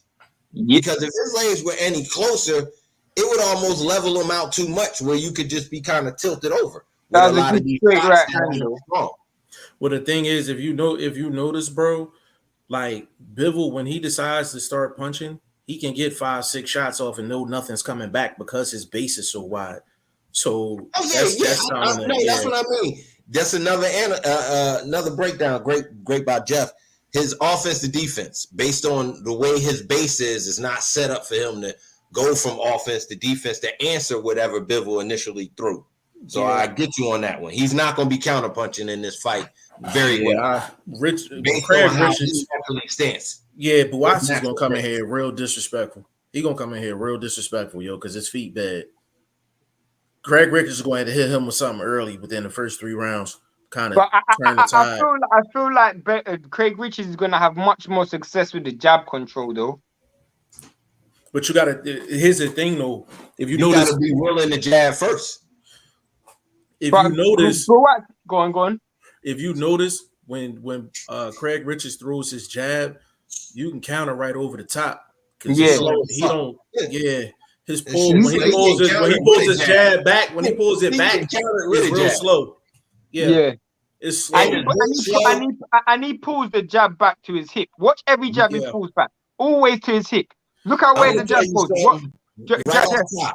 yeah, Even Jeff, in what? these sequences, you thought Jeff, what? Watch the 50. Watch the next 5 jabs he throws. He pulls it all the way back to his hip every time, all the way back to his hip. yeah, that's where it ends up, right by his waistline. And that's Literally, not that's my good. point. that's a Yeah, that's counter right not over the good. A top. defensive move. Oh, he caught that one. He got a chin though. I ain't gonna lie. He got a chin because Bill been catching him in a lot of these clips. So will his chin stand up over just pressure beyond pressure? Because that's what I'm anticipating. Buatsi, a guy that seems extra confident, is And looking for more, the and he's more aggressive than Bivol naturally. Bivol's just a safety Yeah, first fighter. Bivol won this fight relatively comfortable, so he didn't take yeah, much risks. and he's gonna give Craig Buatsi's gonna give Craig Richards chances in this fight. He's definitely gonna give him chances, but Craig Richards' footwork is so bad. It's really bad. Do you know who he reminds me of a bit? You know, early Lennox Lewis. Oh yeah, yeah, yeah, Early Lennox Lewis with the yeah. footwork. Before your boy Yeah, Emmanuel got his hands on him. Yeah. that's a fact. And the thing that's crazy, that's a great comment because Lennox used to lean back on everything, too tall, Everything, and used to lean back everything. on everything. Chin up And in the that chin sky. up in the air, he looks like green Lennox Lewis in terms of the technicals. I will He, look, say he got a chin. I'm not he gonna lie, because definitely got a Bill got chin. hands. He And definitely got a Bill, chin. yeah, And he got a chin. you can't disregard the fact that he actually has real good size. Like when you got Yeah, dimensions, you got dimensions. Like Fury's got real good size. But one That thing no, about having size, that's too much mass to get it out the way too. That's too much yeah, that's mass a to fact. be That's a light fact. on your feet to help. Like if you're a big guy that kind of got He movement, really got that's touched part of up your in this defense fight, you because you know. can be bouncy. You know what I mean? We've seen Mike Tyson, a solid muscular guy, be bouncy. So I don't see that in Richards being a solid guy. He's not a very bouncy guy. So another defensive, miscue to me, or just a mark on the bad side for defense for him. yeah. Let me jump in these comments real quick. Will Stokes, he said that was a good win for Buatsi though. Yeah. To be for real against Bolotniks. Yeah, I thought that was a good victory. Hold on a second, let me stop sharing that. Will Stokes said Bolotnik and Keenis. Yo, my guy, pound for pound sports entertainment with the super chat, man. The money's going Appreciate straight on the you. spread. Yeah, absolutely. He says salute to y'all. Everybody hit that like button. Appreciate you, bro. Definitely go subscribe to Pound for Pound Sports Entertainment, man. Definitely doing good work over there. Big shout out to you, family. Will Stokes, Josh needs to watch the Little Blues. This has been an issue with him multiple Yeah, it has. times. But Yeah, it's not deliberate. You can just clearly tell he just very reckless with his punch placement. he's a hyper ass kid Yeah, at the yeah. candy store. Like he just bouncing off walls and shit. You know what I mean? Will Stokes, I don't think it's ridiculous to compare Richards to Canelo at all. Canelo is much smaller, but he's also significantly more skilled. Canelo didn't lose the Bivol just because of the size. No, but the reason why I'm saying it's difficult to compare them is because you got one dude in Craig Richards who fights literally behind a jab and Canelo doesn't. And then another thing is Canelo naturally comes forward, whereas Craig Richards fights off the back foot. And then you got another dude who's 6'3", and then you got another dude who's 5'8". Bivol ain't gonna have to go looking for Canelo because Canelo's right there. Bivol had to go looking for Craig Richards because Craig Richards, even though he, as we said, he has very bad back foot, he was still on the back foot. Yeah, So they don't have comparable styles. yeah, Only thing that was comparable, my guy, is they both lost. yeah. Facts. Andre Southgate in the building. Big shout out to you, bro. He said Richards won't win too easy to counter. That's something that we could Uh, clearly see, very yeah, clearly see, especially he, over that jab. He's got to use the jab a bit more like, you know, bam, bam, bam, bam, bam, like with a little bit more peck to it. But I do feel like though, because he's easy to counter, he could walk Craig Buatsi onto punches. Because when you I agree. overreach on a counter punch, you overstretch. And if Craig Richards could throw the straight right hand at the back of it, he could walk Buatsi onto a counter punch because Hey, Buatsi's shots are wide. They ain't hey, straight. hey, Shane. Listen, if Craig Richards gonna win this fight, right? If you notice when Bivol was getting off, Bivol was getting off. You notice Bivol was the most active in that fight than any other fight he was in his career. Yeah. Because Richards allowed him to get 5-6 shots off at a time. So if Richards is going to win this fight, he's going to have to sit down on 1 or 2 shots in between them 5 or Yeah. 6 and make his count because he's not going to beat. He's too slow. He's not going to beat Yeah. Buatsi Buatsi. punch for And punch. He needs especially because Buatsi is so overwhelming with his shots. But the advantage he does have is that Buatsi's wide with his shots. Yeah, and that's why I said I didn't like Richards in a decision. If he's going to get this fight, he's going to have to get Buatsi up out of there. He's going to get him up out of there. What I'm gonna say is also against him to get Buatsi up out of there. His accuracy is terrible. Just from the little bit of clips I've seen in there, he wasn't very accurate with the jab or with anything following the jab. But where you felt like it was going to do some damage on Bivol. But Buatsi is defensively very irresponsible. Bivol's a little bit defensively that definitely would help his accuracy. I'll give you that. It would help his accuracy because I think that's a good point though, Vlog. Because and the reason why his accuracy is not that good is he's throwing everything off his back heel. Yeah, everything off his back heel. His weight is shifted this way. You know what I'm saying? He never gets weight into his shots. Never. So he kind of like big for nothing. You know what I mean? Back to his crossover game. Like he can't go from defense to offense very well. And then if you're not very accurate, you kind of behind the 8 ball even more to a certain extent. So he's actually someone who would actually benefit from Kronk. Mm-hmm. Probably. He would need a good. I mean, he's a tall guy. You know what they do with tall guys: Fury, Lennox, Tommy. Tommy Hearns, yeah. Yeah, they do well with tall guys. So and the tall maybe guys, lean him up a little bit, get him a little leaner at 175. The thing is, though, it's his. He probably needs to go through a couple months just on foot drills. Foot drills. Just foot drills alone. And the problem is you can tell if he does do foot drills, it's all linear. And I tell people all the time, if you ain't doing circular foot drills, you ain't doing foot drills. Bro, I'm gonna tell you this, bro. He looks like a guy who fails tires all the time. Of course. I'm just having a little fun. I respect him as a fighter, but we do have a little fun from time to time. He's not picking his feet up very fast. You guys know the spider drill where you got the 12 lines and it's the lines in different directions like a clock. He's got to spend months just doing that because you can tell everything is just back forward. There's no circles. You never go backward in a straight line, and he does things way too linear. And that's one thing you can tell if he has been doing footwork drills. He hasn't focused on understanding that you don't go back in straight lines, you don't pull back in a straight line, you don't keep your head on the line, you take your head off. Like he doesn't understand those concepts. Yeah, it's gonna be trouble. What strengths do you see, Blunt or Jeff? And Richards? Yeah. To be honest with you, I think the Bivol film was probably some bad film to look at, to get positives out of Richards. All he really showed in those clips is that his feet are bad. You know what I mean? He couldn't get the Bivol because his feet are that bad. And I know you've heard me say that a couple times. I want to kind of explain that a little bit more. If you notice, when he throws the jab, his jab is always short because he's always leaning back like this when he's throwing the jab. Taking away his weight he's taking away his reach, and his weight is not going forward. He's not getting nothing on the shots. Then when he's throwing the jab and he's bringing it straight back, like Blunt said, it's coming down to his hip. That's a counter right over the top. And then on top of that, what Bivol was doing, he was avoiding the jab. He was getting 5-6 shots off because he knew Craig Richards was going to do this. Nothing coming back. He was just going to go like this. You know what I'm saying? If you run it, you run it. You can tell he doesn't have the fastest of hands neither. No, like this is not fast. Like he was really just turning, like trying to turn with the shots.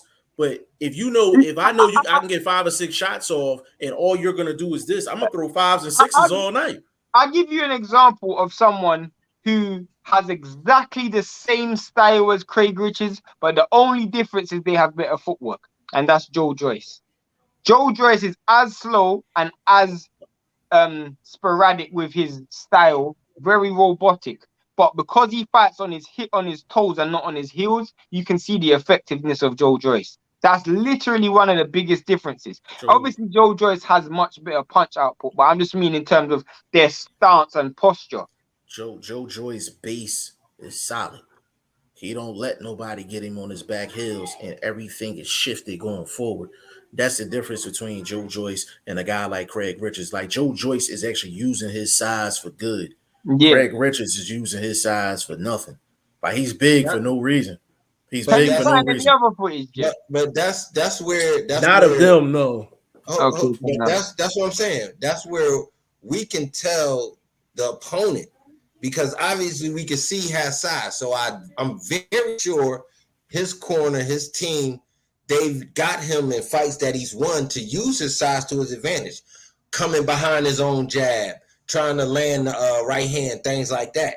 But if you're fighting a guy that's not challenged by your size, that size will work against you if you got to do it off the back foot. And that's how the easiest way to believe we break this fight down.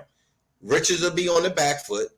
And at some point in time, in my estimation, Buatsi's power is going to get home and make a difference in the fight. Craig Richards does have power as well, though. They both got very good chin. I'm edging Buatsi, looking at everything, because again, you don't need a lot of film work, because you can see almost what somebody's good at, seeing when they're in their bad form. Because we just saw Benavidez. He just lost, but we saw him do good things in that loss.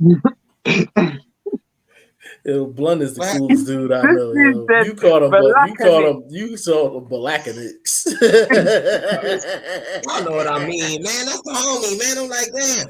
But even in that loss, he did good things. You know what I'm saying? So, yeah. I think, y'all made me forget my chain of thought. Let me get these comments real quick, bro. Will Stokes, he lost because he got hugely outboxed. Richards did better at outboxing Bivol than Canelo did. I don't think he because he's bigger. No, he didn't. I don't think he outboxed Bivol covered up. That's not outboxing somebody. Yeah. Andre Southgate, I agree. Vlog, his accuracy is off. I just think Bivol had more respect for Richards than Canelo. If you look at it, bro, at some points Bivol didn't really show much respect to Canelo, whereas when you look at he fought the way he fought Craig Richards, especially in the early part of the fight, he was a little bit cautious to counter the jab. As the fight got on, he did, but because of how long Craig Richards' arms are, and going into the fight, he's fighting up and he's not fighting down, he wasn't so active. As the fight progressed, he became active. So I just felt like that just came down to respect, Yeah, he treated Canelo like a 175 pounder supposed to. You're the smaller dude, the shorter dude. You're not fucking with me, and I'm gonna show you through this whole fight. And that's how Bivol treated it. You know what I'm saying? Andre Southgate, Richards will have to throw a Marquez shot and hope it lands. If not, I don't see him winning on points. I agree with that 100%. A Marquez shot is a shot that he actually has to try and land, because it's the shot that you try and walk a dude onto. You try and walk a dude onto that backhand, and you can hopefully catch him, because he does have the power. And a lot of people talk about that, and I feel like landing a perfect shot is more down to design than luck. If you think about it, landing that perfect money sweet shot, majority of the time it's down to design than actual luck. Hey, Shane, can I follow up with that real quick? When a guy lands a Marquez type shot, 9 times out of 10, they weight is going forward, and all of their weight is into the shot. Mm-hmm. Craig Richards very rarely has all his weight into a shot. So so even if he catches Buatsi, I would highly doubt he got maximum leverage on the shot. That's why I really got questions on how effective he can be in this fight. I think when you take that point on board, I think the then biggest shot then he's gonna be able to land is the left hook on the way out, because Blunt brought up a good point, which is when he does get caught, Buatsi, he does shield up. Why I feel like that left hook on the way out could also land is because when Buatsi does do that fake Philly shell that he does, if Craig Richards could catch him on the way in with a right hand, it might not knock him out or get hurt him. But what happens is it might cause Craig Richards to shell up or just go into that Philly shell. When you leave with that left hook out the back door, automatically the person is now trying to follow you. They're trying to track you. And when they're trying to track you, they lose balance. They fall over their front foot trying to chase you, especially someone like Buatsi who throws power punches from outside. So when you're throwing power punches from outside, your balance isn't all the way there. If you can catch a dude with that leading left hook on the way back, you can transfer that weight into the shot. That's a shot we see quite regular. Kind of look like what Floyd done to Ricky Hatton when he caught him with that left hook, that check left hook on the way in. That's a shot that you can land on your way out with your weight going backward. Yeah, I think they both have their own individual footwork issues. Buatsi could win this fight clean if he fights a disciplined fight, but when have we seen Buatsi fight a disciplined fight for 12? Like never. So he's gonna have an opportunity. Andre Southgate, Joyce is slow but very accurate. Yeah, that's because his feet. You know And what I'm he's got a saying? great understanding of distance. He's probably top 5 in the sport at that. And he don't get a lot of credit for it, but he's top 5 in the sport actually judging distance. Him and Errol Spence are the first two that come to mind. Yeah, I and it's think their feet. Errol Spence's number understanding of distance is probably the best in the sport. And you notice all those guys, they feet solid base. You know what I'm saying? It's not too wide, it's not too tight. Solid base, and they can do everything off of that base. They can pivot off that base, they can come forward off the base, they can get out of range off that base, that same base. You know what I'm saying? Go ahead, Vlog. Appreciate you. You know what I mean? I seen y'all doing y'all 1-2. It's a nice tennis match going on there. But anyway, y'all want to know how Richards can win this fight? What he would have to do is step on that jab, double up, double up, double up, double up.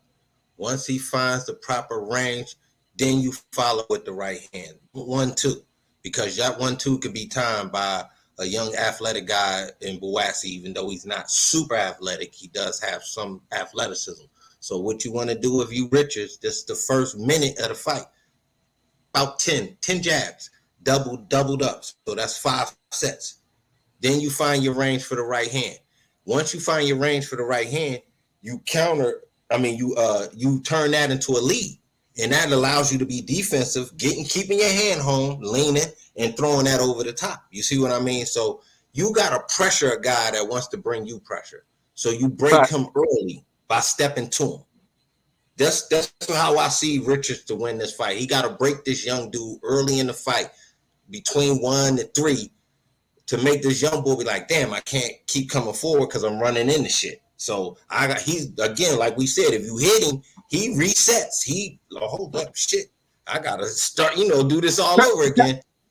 Pressing. Why do we not see fights like this in America, where you got two up and coming prospects, or not prospects, but fighters who are on their way up, fight each other in America? We see that quite often in the UK. I thought we just saw that last week. With the young bantamweights coming up on Showtime. Couple guys see it in the States. You just see it in smaller weight classes. Who did you say? Who did you just say? I didn't hear. Blunt. It was bantamweights, 122. Puerto Rican cat, Mexican guy. They name slipped my mind. I mean, the reason why I say that is because, like, you see, I remember, like, growing up, and Hatman brought this up this week, which I thought was a good point. We saw, like, Groves versus James DeGale, like when they were both under 10 fights. You know, we saw Lyndon Arthur versus Anthony Yard the other day. We saw Dylan White versus Anthony Joshua before they had 20 fights. You know, you see these things happen. You know, Isaac Chamberlain, Lawrence Okoli. You know, this happens where we put our two best young dudes up against each other and they fight. And I think it's culture. Just that's UK's culture. Um, when they feel like it's the right time for two guys to get it on, it really don't matter what else is going on. Like they're gonna make it happen. In the US, it's a little bit different though. So you got more hands in the pot with US fighters than you do UK fighters. There's more hands in the pot. You got the manager, then you got to deal with the promoter, then you got the Lawyers. financial investors and things like that. There's a lot more hands in the pot for someone to say no on the US side versus the UK side. It's less red tape over there in the UK if they want to get two of their yeah, prospects together. that's That's a my fact. personal opinion. That's a fact. That's a fact. That's a fact. You know what I mean? Will Stokes, he said Errol Spence understanding the distance I, better I, than Usyk. I would say so because I wouldn't even say Usyk's understanding of distance is what gets his shots off. This is angles. He creates more angles than any other fighter in the sport. Like this dude fights at so much different angles. It's not even about distance. If you watch when Usyk fought Brady's understanding for distance in that fight was much better than Usyk's. It's just that Usyk I disagree with you on that, young buck. You forgetting about a guy that was known to do that before Usyk was really on the worldwide map. He might have been boxing, but he wasn't on the worldwide map the way he is now, and that's Lomachenko, the guy that But they uses both angle. got the same. They both got the same trainer. So I mean, but he was doing it first, bro. That's all I'm saying. I wouldn't say they were both doing it from the amateurs. They both had the same trainer they've been fighting with Nobody the doing same. angles like Loma, because you can't tell me a big dude going tilt and lean the way a little dude is, and be But able to put torque on it. But the fact that And Usyk was able to I do know it, we could go around about in circles on this one, but I just brought up his but name. either way, my point is that it was more about Usyk's angles than his actual understanding of distance. I would say Errol Spence has better understanding of distance than Usyk. I would personally say that. Yeah, I think Spence he gets so much done with such little wasted movement. I was just about to say that. That's the Like problem. I would say probably the reason I would put Spence over Loma is because Loma at times gives me too much. He goes overload with it. You know what I'm saying? But when you that gifted, I get it. You know what I mean? He's And gifted with the footwork. if He's you keep gifted it with it. real, though, Loma wastes punches as well. Loma wastes lots of punches. Usyk wastes lots of punches. They waste lots of punches. So I wouldn't even say it's their understanding of the distance. That's what I say. If you watch Usyk versus Brady's, watch that fight war. Brady's had way better understanding of distance than Usyk. It's just that Usyk throw much more punches from different angles. I would say Errol Spence is number one by my eyes. There's nobody in the sport that throws better, that has a better understanding. And I've said this numerous times on this podcast as well. There's no one who I personally believe has better understanding of distance than Errol Spence, and I have to give that dude credit for that. Yeah. Yeah, I actually think Spence. I actually agree with that. Andre Southgate, Paul Williams is the best at measuring distance, stays away from the big fight, keeps a long distance from fighting the big Got fights. clip though. Got That's funny. clip. Got No, clip. you're not listening to what he's saying. You're not listening to what he's I saying. see, He's calling this dude a again. duck. He's calling him a duck. He's saying he's keeping distance away from big Yeah, fights. that's funny. That's funny. Oh, That's funny. okay. That was a little slick joint. I like that. Will Stokes, Dubois, That Joyce, was reading Fowler. terribly. Huh? You were reading it so terribly, it was hard to understand. Oh yeah. Yeah, well, your processing might have been a little slow too.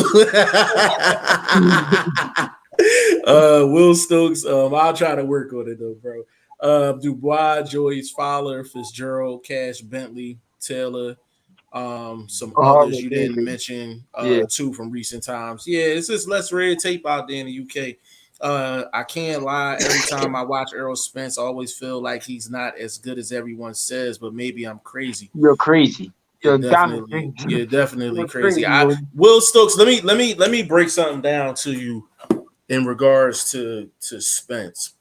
He is the epitome of basic skills, like to the max. So the most effective way to throw your shots and land your shots is keep them short, keep them compact. Keep him Let him straight. keep him straight. So even when he throws his hooks, everything is compact, short. So he's getting maximum torque on those shots. And then with his jab, it's straight down the line. So even if he's shooting it to the chest, it's straight down the line. And again, his base is so good. He can play defense I, off of the jab, and he can start throwing other shots off the jab. His basics is impeccable, bro. It's impeccable. it's phenomenal. He's got a good high guard, very good chin, very good strength. Can You I know what I say mean? this real quick? Do you know what beats excellence at basics? Athleticism. That's what I think Crawford No, needs to be relying no, on in this fight. that is He a has to be more athletic. that is a great point.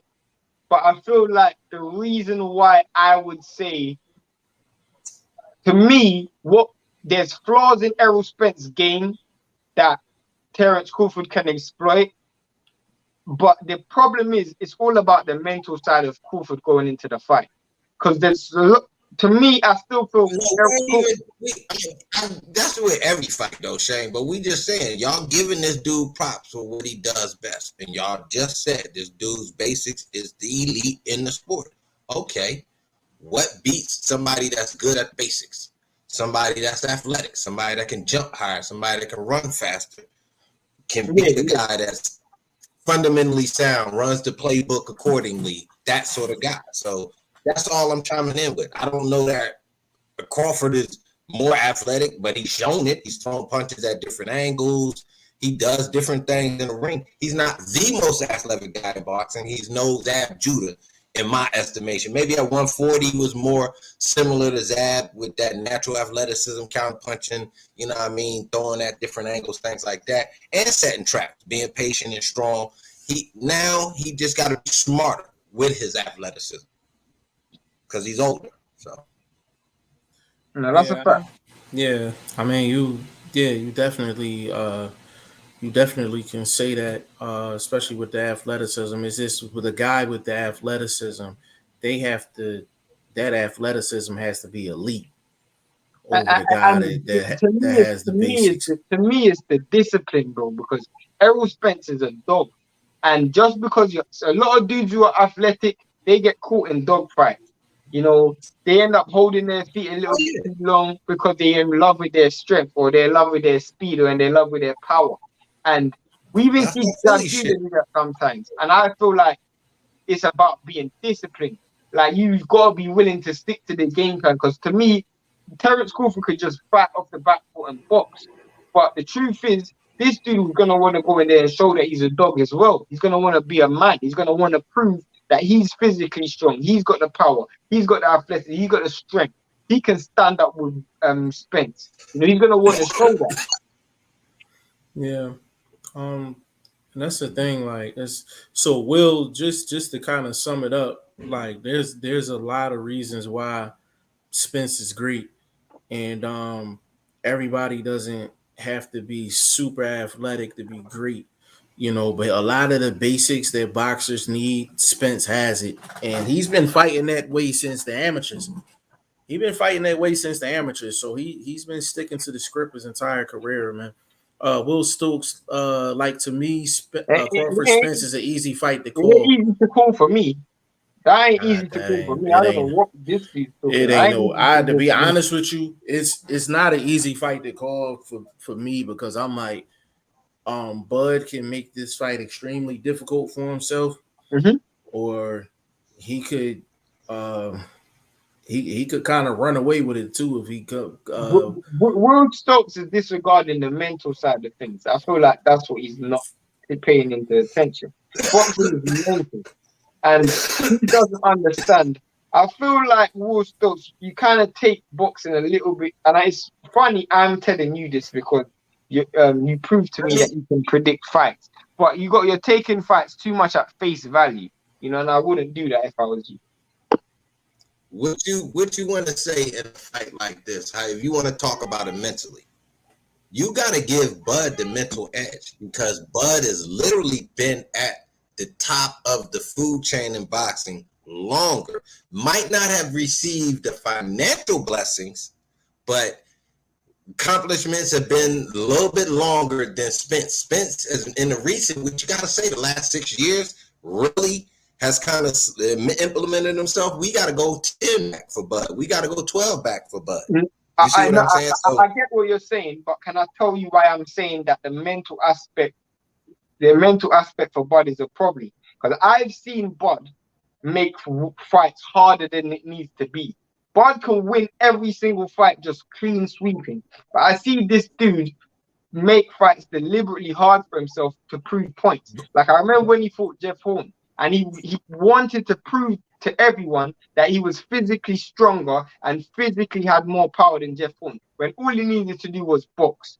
And I feel like this is going to be the same thing in this fight, because everyone keeps talking about Errol Spence size advantage, strength advantage. And to me, Crawford's going to want to go in there and prove that he's as physically strong and as physically powerful as Errol Spence. When to me, mentally, that he doesn't need to give that up. All you need to do is just box. And that's what I'm saying about being disciplined. Sometimes your emotional attachment to something, because we can't all act like Terence Crawford hasn't fallen in love with his power. This dude hasn't gone the distance at 147, and he's going to want to continue that. So that's what I mean, the mental aspect, being disciplined. That's what I'm trying to say. Discipline also equivalates to his mental IQ. He's always been the smarter guy. So even when you said he did something that you don't believe he done, he was probably being the smarter guy, knowing I got to show that I can do this. So these other guys come in here thinking they can bully me. This may be your result of thinking you could come bully me at 147. So I think that was a IQ in the ring that he said, I'm going to turn on right now. I'm going to turn up right now. But so what if you think I'm giving him the IQ edge because his IQ has just been proven a little longer. But what if he makes that mistake? What if he makes that mistake with Errol Spence saying, I want to prove to you that you can't bully me? That's where the problem is. Because to me, Errol Spence is physically stronger than Crawford. Errol Spence. But what about saying you can't bully me? That's what I'm saying. But what about saying you can't bully me on some Floyd Mayweather type shit? Pivoting, sliding. He can do that, and I hope he tries to do that. But I don't think Errol Crawford is going to do that. Because you got to remember, there's a lot of ego in this fight, bro. There's a lot of ego in this fight. If Crawford went out there and ran, hold up. To counter your ego point is to say you can make somebody look bad to prove you had the better ego, a la Floyd. If I make you look stupid, defensively, you see what I'm saying? So there's some. I don't see that as Crawford, though. I'm being honest. I don't see that as Crawford. Crawford is a dude who's going to want to go out there, in my eyes, and I could be wrong, but he's going to want to go out there and prove a point and get in a dogfight. And I don't want to see him do that because I think he can win this fight easier. But I just feel like, judging by how Crawford's speaking and how Crawford's been behaving in his last few fights, that's how I feel like Crawford's going to fight in this fight. And I feel like that's why this fight is a 50-50 fight to me, because he's fighting Errol Spence's style. Errol Spence is going to want him to stand right in the pocket. As Blunt says, he can pivot, slide, do Floyd Mayweather skills, and he wins this fight easy, 9-3, 10-2. But I don't think he's going to want to do that. He's going to want to try and knock Spence out, and that's the problem. Hold on, I gotta accept this before. Go ahead. Is he smart enough to wait for that time, to wait for that perfect shot that kind of gets Spence's attention? Now he can go on the attack. See, you looking at it as if he's just gonna go straight into a dogfight, toe to toe, swing for swing. May he set that up? May he be smart enough, athletic enough to get the counter punch? Then he can really put the foot on the gas and open up. Well, you know what I mean? That's what makes it a 50-50 fight. My Exactly. dude Jeff, I bring I you up. think I think another thing people not paying attention to is actually if Bud fights Southpaw the whole fight, Spence is not used to fighting other Southpaws.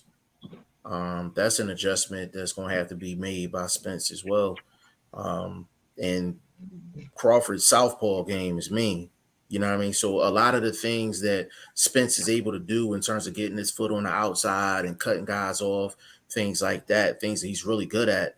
If Bud is fighting in his Southpaw stance, that completely changes everything. Yeah. And I don't know when the last time Spence has actually fought a good southpaw. But southpaws are not used to fighting southpaws. You know what I mean? So that The is last advantage southpaw Crawford. I heard him fight was Van Herden. That was the last And one he fought. yeah, and that didn't really go too well for Van Heerden. And it was quick, but I don't think he's fought a solid southpaw in his career, to be honest with you. But then what was Um, the last time Crawford fought a southpaw? that's a good question. But the thing is, because he's naturally orthodox, I think Bud can adjust a little quicker uh, than Spence does in Who's that leading? situation. To me, it's gonna be a battle of whose leading hand is stronger because they both got real good leading hand. Yeah, it's a lot of stuff that can get broken It's down gonna be a between catch both and shoot guys. fight to me, bro. It's gonna be a I catch and agree with shoot that. fight. Yeah, I agree with Spence the that. reason going why I don't think it's no gonna kind be of like that catch. because Errol Spence likes you to finish your combinations before you get your shots off, before he gets his shots off. So he likes to set and reset. So to me, I feel like it's more gonna be about for one, it depends on what Crawford does. Like Jeff brought this up the other day with another fight that we were calling, and it's gonna be the same with this fight. Errol Spence is gonna need Crawford's help to win this fight. Errol Spence is gonna need Crawford's help to win this fight because Crawford fight sometimes way too like Crawford to me, he can beat everyone in the division if he just like when I watched how he fought against Postal, I haven't seen that Crawford performance. Where the dude's just fighting off the back foot, walking dudes onto shots, moving around the ring. I don't see that Crawford anymore. I see a dude who walks in and he's always trying to get a stoppage. And that's the problem. Like I love Crawford, one of my favorite fighters, but this is why I'm thinking the Errol Spence fight. I want to see more postal. I want to see a dude who's using more lateral movement, pivoting, circling. If he uses that, it ain't gonna be no catch and shoot. It's gonna be Errol Spence trying to catch a dude that ain't there. That's what it's gonna be. I saw Mikey Garcia use lateral movement against Errol Spence, and Errol Spence. I'm not gonna say he struggled because he won every single round, but he didn't at one point stop Mikey Garcia in his tracks. He didn't stop Mikey Garcia's movement. That's my point. Whereas I feel like Crawford can exploit that, especially being southpaw also. Um, yeah, I think Bud feet is the key in the fight, whether he Mm-hmm. wins or loses. I feel like his feet is key in the fight. If he don't use his feet correctly, Spence can easily 8-4, 9-3 Bud. He could easily do that. But if Bud feet is on point and we talking postal on point, it could be that same scorecard the other way. This is what makes it a 50-50 fight. I don't think Spence can walk in and do typical Spence and win this fight. I think he's gonna have to show a little bit more in that bag. Especially that transitional speed. He's gonna need much more feet transition speed, like the speed I, for going from defense to offense in terms of transitioning on the inside. He's gonna have to I, be much better in terms of his foot adjustment. I want to ask y'all this before I move forward. Um, do y'all get the sense in social media land, whether it's Facebook, Twitter, Instagram, like people don't allow you to be a fan of both? Like you have to be either Spence or Crawford. Like I I personally run into like chat rooms and stuff like that, and I'm like, yo, like Bud is a great fighter, this, and this, and then they'll come in my neck, I, yo, I, Spence gonna do this, Spence. I'll be like, whoa, hold on. I'm like, I'm a fan of both of them. Like, let's get it I, clear. I, I had that. I had more of that when I used to deal with AJ and Wilder. You could not be a AJ. I was a heavy Wilder fan and a heavy AJ fan, and I felt like I couldn't be both. I don't really Yeah. feel. maybe because I'm not in the maybe because I'm in the UK, it's a little bit different. But I don't feel it as heavy as I felt it with Wilder and Fury. With I Wilder and Fury, I felt like you could literally not be an AJ and Wilder fan. actually, that's a better example. You couldn't be a Wilder and a Fury fan. Like you had Yeah, to be one of the you two. had to Like be one or the other. you could not be both. What you think, Vlog? I agree because I wasn't on Fury's side until everything was said and done. And then, you got to be a gentleman about things and see everything ended up clean and fair the way it was. Just a better guy. So you got to kind of tip the cap to him. So at the time, you You were got right. I had to be a West or the other. But now, after the fact, I can still, gauge it and give, the dude a little tip of the cap again. You know what I mean? Yeah. Good job, Fury. we got a super chat in here as well. Yes, sir. Andre Southgate Spence I does mean, the that's basics solid. very well. Doesn't waste punches, very effective. Fact. Spence don't waste no punches. 9.99 super chat from Black Lightning. Big shout out to Black Lightning. I'm gonna take this $10 before you change your mind. And but he said, "Talk your shit, Shane." Uh, got a Shane fan in the building. Big shout out I to Black appreciate it. Lightning. I don't know if you subscribe to Boxing First Nah, Vlog, but if not, I need for you to do so. I've seen Um, him before. He used to you have a seen what's it called? He used to have he used a to have a different joint, right? yeah, He used to yeah, have a yeah. different joint. Yeah. Um, but I was actually I'm gonna get y'all opinion on this. Do y'all want to hold off on the Jamel Herring and Jermaine Ortiz footage for tomorrow? We can kick off with that Yeah, we because can I say had that. three of them. Yeah, I had three of them set. I had three of them set up. Jaguar, pause. What is going on? Yo, I Long ain't time no seen you in a see, minute. baby. Yeah, I ain't seen Jaguar in a minute. Big shout out to Sup, Jaguar. baby? Now, Yeah, is there yeah, any Yeah, other yeah. man. fights coming up this weekend? It's Um, a Babbage shit is ton, bro. fighting this week as well. Babbage, Alan Babbage. Yeah, I said Babbage that is yesterday. returning. And he Yeah. ain't no real big favorite, bro. I done looked at the numbers. So I got to see what the bull on the other side looking at in the ring. If I can find anything, maybe read an article or two, get a little bit of info on this guy because the numbers Bad. look pretty close. Yeah, Babbage is fighting this weekend. I know Richardson Hitchens is fighting this weekend. Yeah, I'm he not a on fan the of Um, him. card. I'm not a fan He of him going at up all. against a bum. That's gonna be a dog yeah. walk. I ain't gonna say Um, that. Disrespect. He going up against a guy that's got a little, some wear on them tires. So I'll say that. Let me yeah. take that original statement back. My apologies. We got Jean Pascal, Fan Long Ming Hey, this this That's dude gonna weekend. Ming. that's Listen, gonna be a good fight. That's listen. gonna be a real good fight. Now, Trying if to your think who boy, else. now this dude Ming has no jab to be found. Like I don't know if he never had one or if he forgot it in a locker room somewhere and can't find it. But he don't have no jab. I don't know if that opens the door for Pascal. You got to see where Is he found the Pascal on jab. the juice though? Is there VAR testing? I don't know. This ain't no title fight or nothing. So Yo, Pascal is the original Reynoso Pack. That's a I Reynoso. mean, no, I I like the mean, other one better, Jeff. You called him a walking GNC. That one better Yeah. right there. but Van Mendo, he does have power. I mean, how I know Yeah. him because he Oh, I'm retired. gonna He give him credit for retired. this too, Jay. I'm gonna He, give he him was credit for this. He actually has a real check right hook. I mean, a he real spin off check right hook he, with some he power. retired. He retired one of the UK light heavyweights called Frank Buglioni, which is Mm-hmm. he put that dude in a casket. Mm-hmm. So Yeah, dude got um, some. I checked him out earlier. Had to do some homework. I seen him on that betting joint, so I'm gonna put together a little parlay. Boy, the bag this weekend, homie. It is so many fights. If you don't get a minimum of 2 bags, just step back and listen to the experts, and then dive back in. how much Is money you putting down, blood? I had to see, man. I just got some bad news, but still, good news because you don't want to see me about no money issues. So, what I'm saying? People gonna handle their business, but it's just gonna be a little bit, a day or so. But anyway, I might start with a couple stacks, a couple units. Let that matriculate, because we starting Friday night. This nigga say matriculate.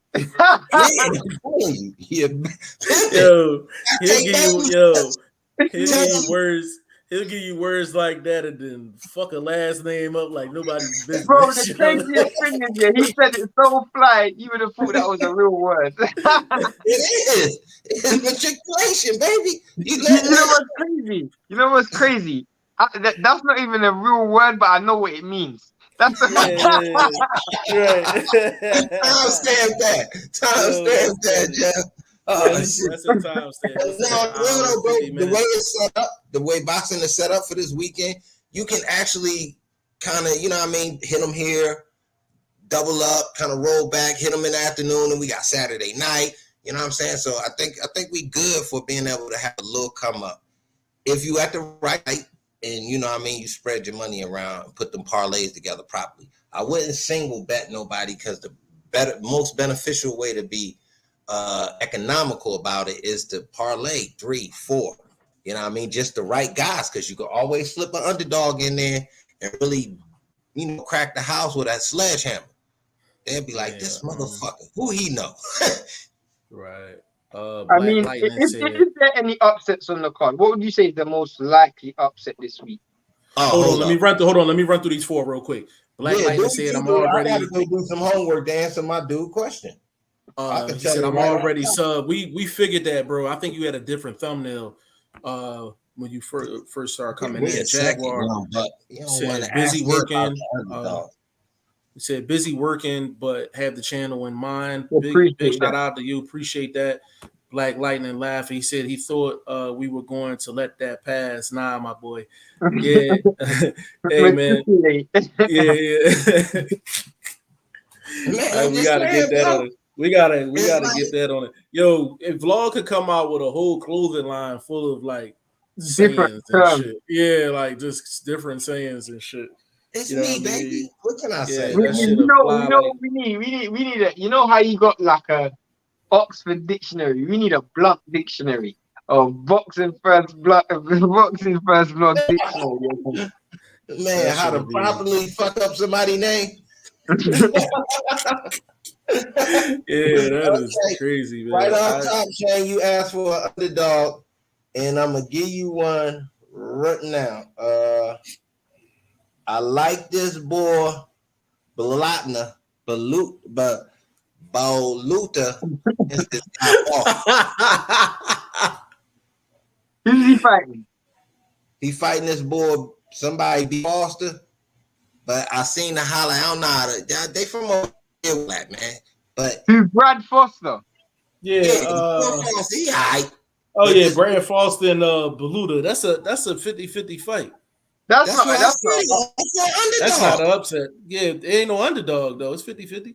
Bro, it is too. It's minus 107 plus 107. How is that 50-50? Mine say minus 120. Mine say minus 120, minus 106. That's not 50 still. That I mean, what we saying? 51, 30, 50, that's 51-49. Yeah, that's 51-49. I get one. You didn't say how much. I'm trying to make a stack. You're trying to make a stack. What's a good underdog to put in a party? Okay, hold on. A stack. Now you said a stack. Let's see. Ain't too many big underdogs. I need to see some film on the boy Belowski, but the numbers is saying he not that far behind, and that's against Babbage. Now I had to do. Okay, go on. I mean, but Babbage is coming off a bad performance. That's why I said, if this guy as an underdog, and you said somebody that'll bring you a bag, he plus 360. It's a half a bag. Yeah, that's a good underdog. What about? What's Richards on this? Richards is plus 440. Bro. Why did you? That's a good thing to bring up. I mean. I think like I said, at the way I analyze him winning, that's still a way he can lose.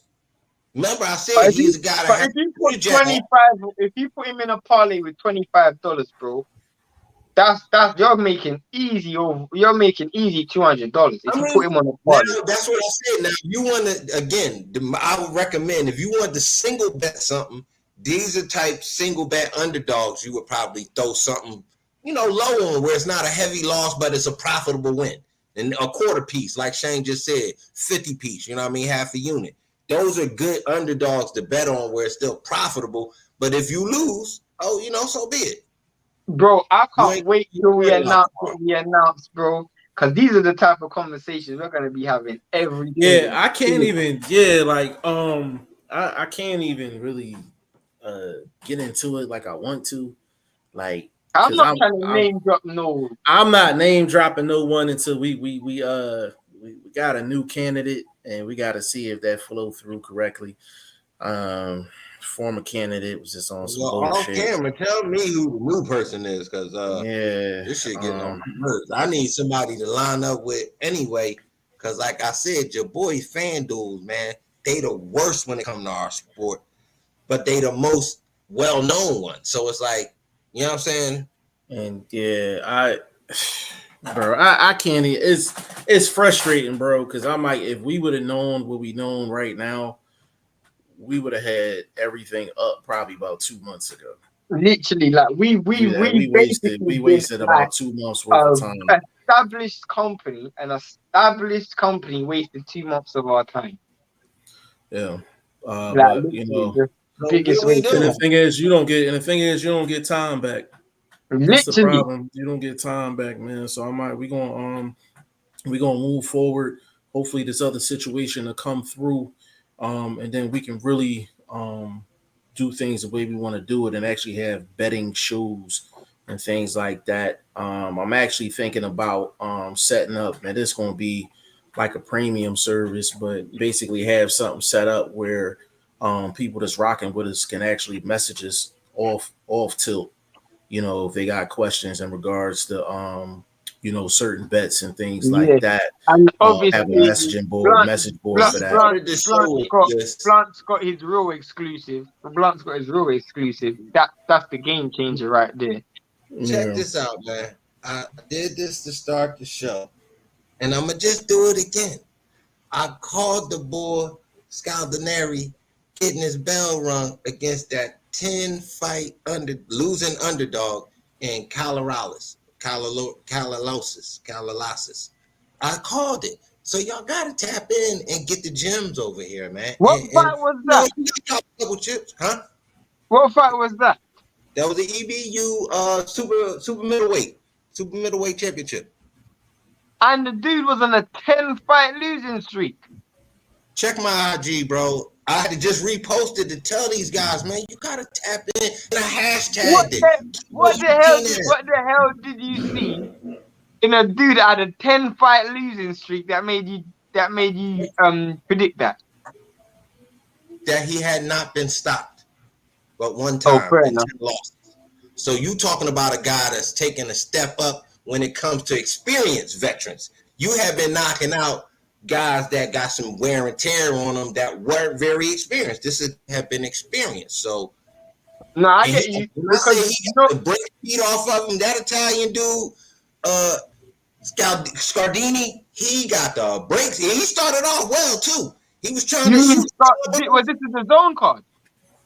I do believe it was the zone card Friday. Scardina. Scardina Scardini. lost. I He called lost. it. I called it. You don't want to listen to me Wow. though. Did you put money on it? Did you put money on it? It was on a parlay, but your boy from Australia fucked my ticket off. The boy How much Allen. did you won? I'd have hit for like 15. And how much is the Scardina? How much is the Scardina fight? I can't remember that individual fight, but it was on the parlay. That must have been a big part of the Scardina. That must have been a big one because Scardina was a heavy favorite. Yeah, I'm sure he was at an undefeated fighter going up against somebody 10-0. Yeah, but I put it on the parlay. Hey Shane, you know the one I missed. Yeah, you missed Bacoli and Yoka. Bro. Dude, that was 9-1. I didn't even call that one either though. I ain't gonna lie. I was so with all them other fights. I had did the Australian card, calling them Jeff would joint, have but put the at bull least, Jeff Gallon fucked would my have put shit at off. least a 2-piece on. He would have put at least Yeah, a 2-piece. Oh, I'd have one. put, yeah, I'd have So put at you least see a the band fight. on See, there.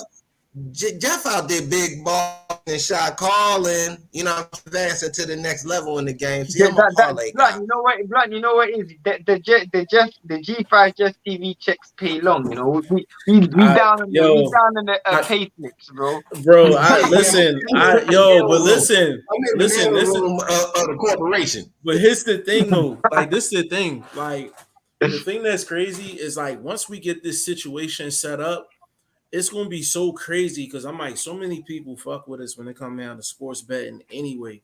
We gonna be the only people that's not actually in that realm. Like our realm is boxing, but you can literally hit us up off camera, like, yo, what you think about this joint or whatever, Can and literally had that as a premium service, like literally. Jeff, tell them what my name is when it comes to that sports parlay betting. I am the one lost wonder, boy. Jeff, 2 days in a row this week, nigga. 2 17ers lost one on the team parlays, man. Back there. I'm so good. Yeah, it's crazy, man. Like it's crazy, but we got so much like cooking, you know what I'm saying? But you know, Blunt get busy, and Shane get busy. You know what I'm saying? Like, and Shane get busy. Like, I mean, I ain't placed a bet in a long time because personally, I have very bad luck when it comes to bet. I will bet someone. That's why I can't wait till Blunt's idea comes up because I'd rather bet someone face to face that I know. Like, I'll bet Jeff anytime about a bit or YSM or anyone, but actually betting on odds. To me, betting is all about bragging rights. It's not so much about the money. It's about the bragging rights behind it. Like, I wish I placed a bet about Bivol. Listen. I'm not. This is a one-time thing because I'm not really rocking with them. We're not gonna rock with this company going forward. But if y'all need to know, like we get busy over here. Like, so I'm gonna show y'all something real quick. Now this is within 48 hours. This is within 48 hours. No boxing involved. Like, this not even counting the bag we gonna get this weekend with Blunt. Hold on. Let me show y'all real quick. Hold on, real quick.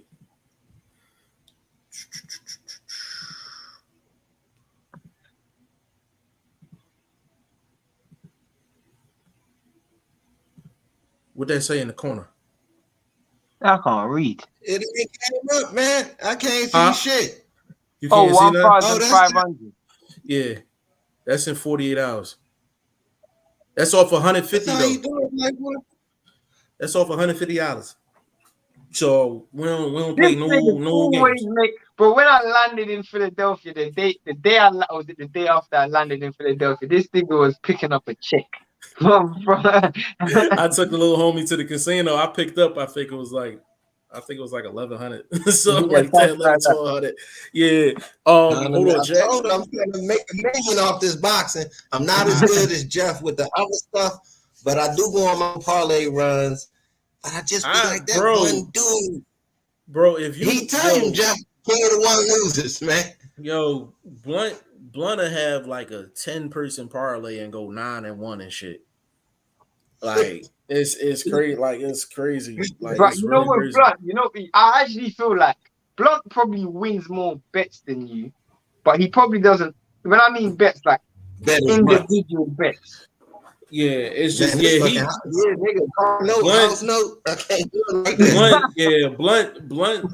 wins. He actually wins more individual bets than I do. Blunt, were you penny betting? Yeah, he like Blunt and hit Blunt. I'm a unit and under. Like, you know what I'm saying? I'm not 150. I'm a unit. That's a stack. Blunt, and then I kind of play in that ball field to stay afloat. My bad. I ain't gonna cut you off. Yo, Blunt that quarter slot machine at the casino, man, and he'll hit big off of that. I'm like betting I'm at the dollar joints betting max. Like that's me. Like, so it's like he wins more actual like individual bets. It's Here just when I hit is a sledgehammer. You want to say poker table levels? I'm at the 1-2. Jeff probably at the the 412. You know Yeah, what I'm I'm at the saying? 412. Right. I'm You at know, the 412. 1, 2, trying to put 500 together, take a little longer. You know what I'm saying? But I'm trying to get there. Yeah, he blunt, but that just goes to show I'm like it's two different betting styles. It's like you want to go the blunt route if you got like $50 and you trying to, How far is Atlantic City from Philadelphia? the way I drive, 45 minutes. Yeah, about an hour 15 if you do the speed Yeah. limit. Yeah, if you do the speed limit, about an hour. About an hour. You know what I'm saying? You should be parking and going into the casino within an hour, going out there to Atlantic City. But a blunt. What's the most you ever seen somebody collect at a casino at the sports betting Me? window? Yeah. When I was in Vegas, I pulled out of there with 12. Off Who some pulled out with college 12? basketball. Yeah, 12,000. You did? Had to do all that tax shit. That's when you know you bringing the stack. When you got to sit there and fill out that tax paperwork, you walking out of there with a stacking up. Was that you left with 12? You left with Yeah, 12? I left with 12. No, I said, what's the most you ever seen somebody else walk out with? I could say I've seen people in there cashing in like $100,000 tickets, but I haven't seen them witness get the money. Obviously, you going to the bag and all of that. But at 12, I got mine right there. The security guard stood by my side, and I did my little, process paperwork. I didn't have to go to the back because it wasn't. Are you allowed to go into a casino with a firearm? No. Hell no. So how did that work, bro? In there. You good? They got security. So security. Yeah. So how did that work, bro? What? For me? Yeah. I leave it in the room. Yeah, you gotta leave. Yeah, so basically, Shane, like if you win a certain amount and you staying at the casino, you get escorted. You get escorted by security to your room. Yeah. No, I just mean if you're going casino off the street. Like nah, you gotta leave that in the car or something. You gotta leave that in the car. You gotta leave that in the whip. Well, yeah, back east, everything gotta be in the car. But out in Vegas, I wouldn't carry it around in the hotel I'm gambling in because they have their own security. But when I'm leaving, yeah, I get to go walk out the casino and throw that thing on the hip and keep two-stepping. You feel me? Yeah, I think the most state, so you still get to protect your own money to a certain extent. The most I seen a dude cash out without going to the back was like 35 racks. And we was at what's the most you seen someone leave? The most I've seen someone lose, like just combined, bro. I seen a dude, right? I'll never forget this story, yo. He's in Atlantic City. I think we was at Bayless. I was a young dude, a little young buck back then. So all I did was roulette, and I did roulette, and that was it. So this dude, we had the crap table, right? This dude hit a bet. I think he won like 5,000, something like that. So I'm like, yo, I'm a young dude. I'm like, yo, take that 5 and you know what I'm saying? Head to the window. Yo, this dude told me, he said, yo, I gotta hit about 10 more of those before I get back to even. I'm like, Jesus Christ. I said, what? Like, yeah, like, and the thing that was so crazy, I was staying at the casino. So I left the crap table at, I would say maybe like midnight. I came back down there 11 o'clock the next morning. That man was still down there, bro. That man was still down there, bro. Like when I say I got a story, you know who would be a great person to talk to in terms of gambling stories? Matt, we all from. Oh, seriously. He's the first of all, he's one of the funniest dudes I ever met in my life. We went to high school together. Like he is funny as hell. Like when I say he got stories for days, he got stories for days. I'm talking bad beats, all that. I'm gonna get him to come on when we actually launch. When we gonna launch, I'm gonna get on here. I'm gonna get him on here, and I'm gonna tell him to give his top 5 bad beats that he's had. He funny as fuck. Like Matt funny. Let me give you one from a hood perspective. I knew a dude in the town who was so bad at gambling, he went from moving 200 bricks a week, not cocaine, but bricks of the trees and shit, to about year or so later, flipping nickel sacks.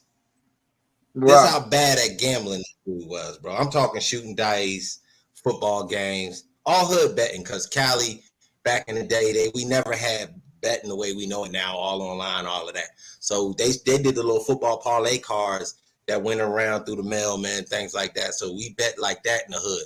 But this dude was so bad, he went to moving from 200 bricks of weed a week out of town, blah, blah, blah. However you do it in the streets back in the day, no name. So, you know what I mean? No charges on nobody, no smoke from nobody.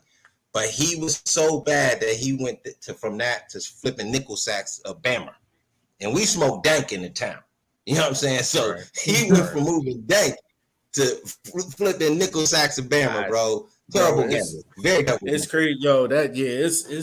It's crazy, bro. Like we've seen some real like bad situations, man. Like we've seen some bad Like situations the for thing is real. out here, bookies, like we actually have bookies. So you guys have like FanDuel, my Yeah, bookie and all of that stuff. We right. actually have stores. Like there's a place, especially where I live, where I come from. There's a place. There's 4 bookies itself, not casinos, bookies, just sports bookies in one street. Bookies in this country is massive. Like there's like, as I was saying, Jeff, there's on this street, like literally 15 minutes up the road, 4 bookies on one street. Like they're literally 15, 20 minutes apart. Bro, these places are full of people. Bro, it's like rain, sleet, sunshine, snow, bro, full of people, bro. I And in the UK, bro, let me tell you how bad gambling is in terms of an addiction. Bro, you know they serve breakfast in the bookies, breakfast and tea in the bookies, and dinner in the bookies, bro, because people are there from day till night. oh They listen, serve breakfast and dinner in the bookies, I not ain't gonna casino, lie. Jeff, not a casino, a Yeah, the bookie. bookie spot. Yeah, and the thing that's crazy, I ain't gonna sit up here and fraud. I'm like when you into it, yo, people look at it like, oh, you know, like you got a gambling problem, this, that, and the third. It don't even be that, yo. Like you just see money.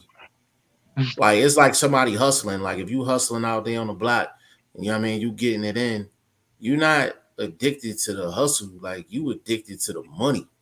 The thought of you having a certain amount of bread, you're addicted to the thought. You know The what I big, mean? Like what, how do- you get there is just your method. what do people bet on the most? Out here is horse racing. Like, bro, horse racing in all of our newspapers every single day. The center section is about 2 pages, big pages. There's just different horse racing. Horse racing is the #1 thing in this country for betting, bro. It's like one of the most watched sports in this country is horse racing. For us, it's football, then the NCAA tournament. Yeah, I would say football, NCAA tournament. I would say What's probably the after that, NCAA? probably baseball, college College basketball. basketball. Yeah. I would say probably baseball after that. Now horse racing, like when it's like the Kentucky Derby, Preakness and stuff like that, like they'll get the most betting dollars coming in on a particular day because the event is so big. You know what I'm saying? So yeah, it's great. No, but football though, football is once the NFL starts, it's insane, bro. Like it's insane, bro. Like it's crazy. I What think it's more football channels than it may be boxing channels. I'm gonna show you Oh yeah. something.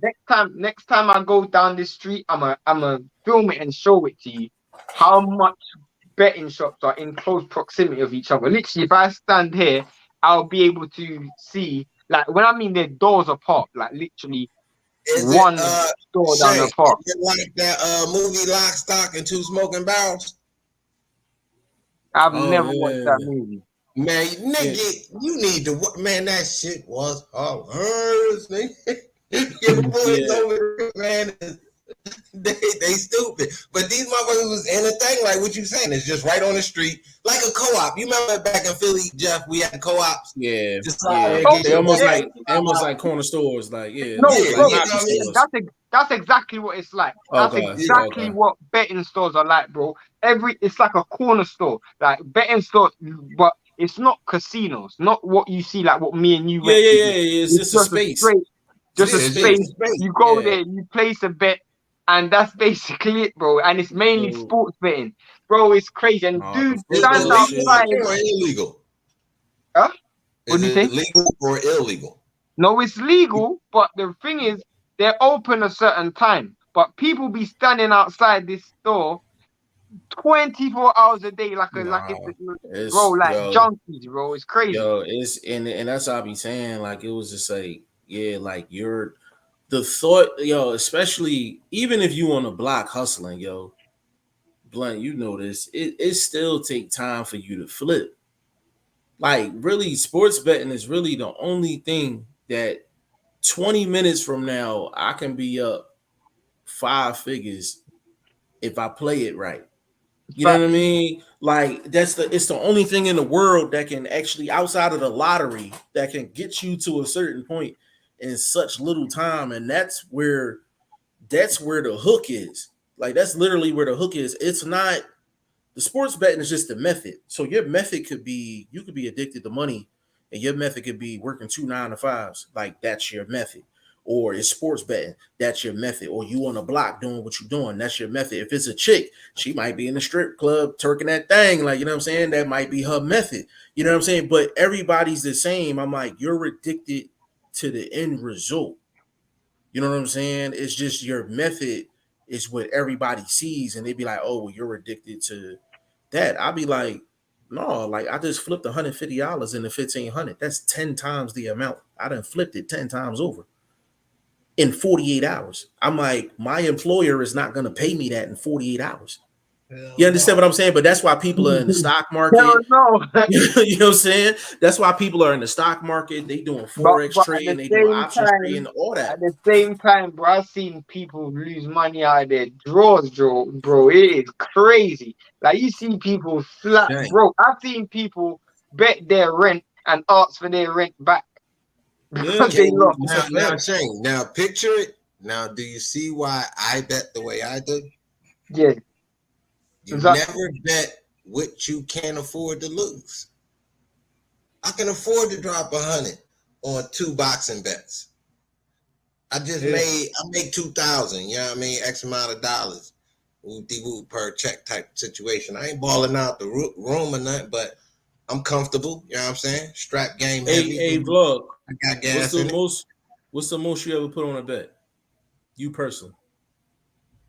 On this online shit, about 100. This period. This period. Oh, I've bet more than I'd have to go back to the street days. Then that take you I, back to the early 2000s, early No, I, take it back. Like, what's the most you ever put on a bet? 5 racks the most I've ever bet on a bet, on the bro. basketball game in Philly.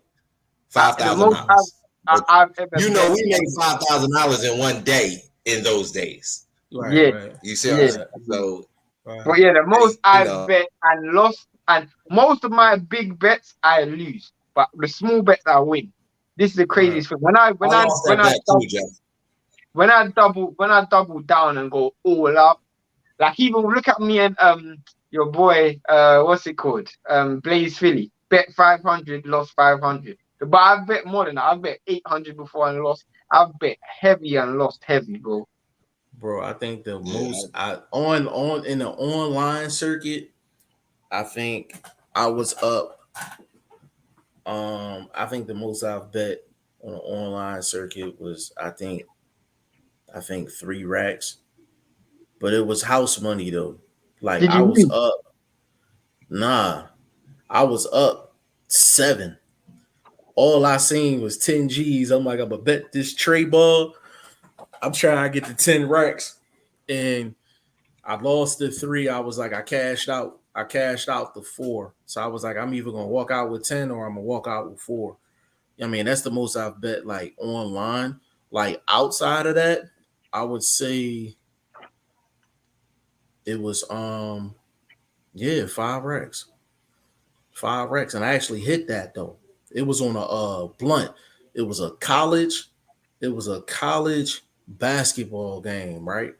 College basketball Well, I'm game. gonna jump off because I actually have to do something. So I'm gonna Yeah, jump off. I'm getting ready to jump off too. I It was a blunt is over dead. under. I'll see you guys. All right, Shane. All right. It was a over under, bro. It was a over under college basketball game, and the over under was like low as hell. It was like 115 or something like that. So I had like this Canadian coin, and that shit I called it my lucky coin and shit. So shit I didn't know about, I used to flip the coin. I flip it 3 times. I'm like, if it was heads 3 times, I'm taking over. If it was tails 3 times, I'm taking under. But I had to hit it 3 straight times for me to, you know what I'm saying? Like, and that was my over Yeah. under coin. So it was Yeah. like 115. So I flip it 3 times, and they say tails 3 times. I'm like, under 115. I'm like, yo, they gotta shoot like dope shit, yo. Like, I'm like, I don't know. And I was like, but I was They so pulling up in the parking lot.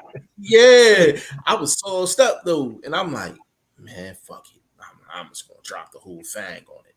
I dropped the whole thing on it, bro. When I say I was looking at the screen like this the whole time, like I was just locked in, bro. Bro, they scored 102 points between the two teams. 102 points. I, to be honest, that was the luckiest victory I ever had in my life, bro. Like, it's no way I should have bet Yeah, that. you Like, rolled the dice on that one, blindfolded. yeah, Let somebody else call it. right. That was crazy. Jaguar Paul said Morrell versus Henderson will be a C4 bomb in the ring June 4th. Um, I, I like Calvin Henderson, man, but he outmatched, man. He got nothing on David Morrell. And I like Calvin Henderson. You know what I'm saying? I don't think he's lasting 6. I don't think he's lasting 6 in this fight. My God, Robert Calvin in the building, man. Iowa in the building. Big shout out to Robert Calvin, man. Say what up, G5. Big shout out to Robert Calvin, man. I think he just got married not that long ago, man. Big shout out to Robert Calvin. They got baby and all that. Big shout out to everybody. I ain't talked to you in a minute, man. We gotta catch up. You know, me and Big Tree talk all the time. You know what I'm saying? So you gotta hit me up, bro. Hit me up, man. Set this interview up. Me and Vlog could definitely get you on camera. I think you got a fight coming up too, so you know what I mean. Definitely make that happen. But we gonna close this out, man. We 2 hours and 22 minutes strong in this joint, man. We had said VP Shane up in here. You follow him on Instagram at I_am Shane and #1. Again, that is I_am Shane the #1 exclusively on Instagram. Vlog, give him your social media so we can get up out of here, baby. You see the link for the YouTube channel, tap in, doing boxing news, betting tip videos, you know what I mean? Just covering the fight game all around. We revamping the website, g5ftv.com. So as soon as everything works out with that, expect the pin game to be back up to an elite level. Just covering the game of boxing, man. And on Instagram, that's my second home. Check me out, boxing, the #1 STVLOG. I appreciate the support. Again, man, we just trying to do what we do in these boxing streets, man. Absolutely, absolutely. And if anybody need to get in contact with us, man, get at us on social media, man. Like if you need to DM us about something, if it's a bet you looking at or whatever, need a little advice from your boys, let us know. We'll send you a little something. But if you hit, slide a couple dollars to your boys, you know what I'm saying? Little, Double you back, know, you know what I mean? little appreciation payment, you know what I'm saying? Would you So say look over your shoulder, pitch me yeah, something? yeah. Throw me a little something, you know what I mean? But tomorrow we're gonna get into the one part we couldn't get into today. That's Jamel Herring and Jermaine Ortiz. We'll put the finishing touches on the lab work for this weekend. We'll probably talk some more boxing odds and things like that. And whatever comes up. And you know what? I think we can break down Tank and Rolly too. That'll be another good tape Start the week breakdown. for next week. Started early. You know what I'm Yeah. saying? A good tape breakdown, man. But listen, on behalf of VP Shane, aka Ice Cold Shane, Your boy Boxing First Vlog, aka the General, aka Blunt, aka Blunt Bayless, aka Mr. 1K, and your boy G5 Jeff TV, aka G5, aka 5, aka the Guru. On behalf of the staff, this was episode 93 of the Goodfellas podcast. We will be back tomorrow with episode 94, more film study. Get with us.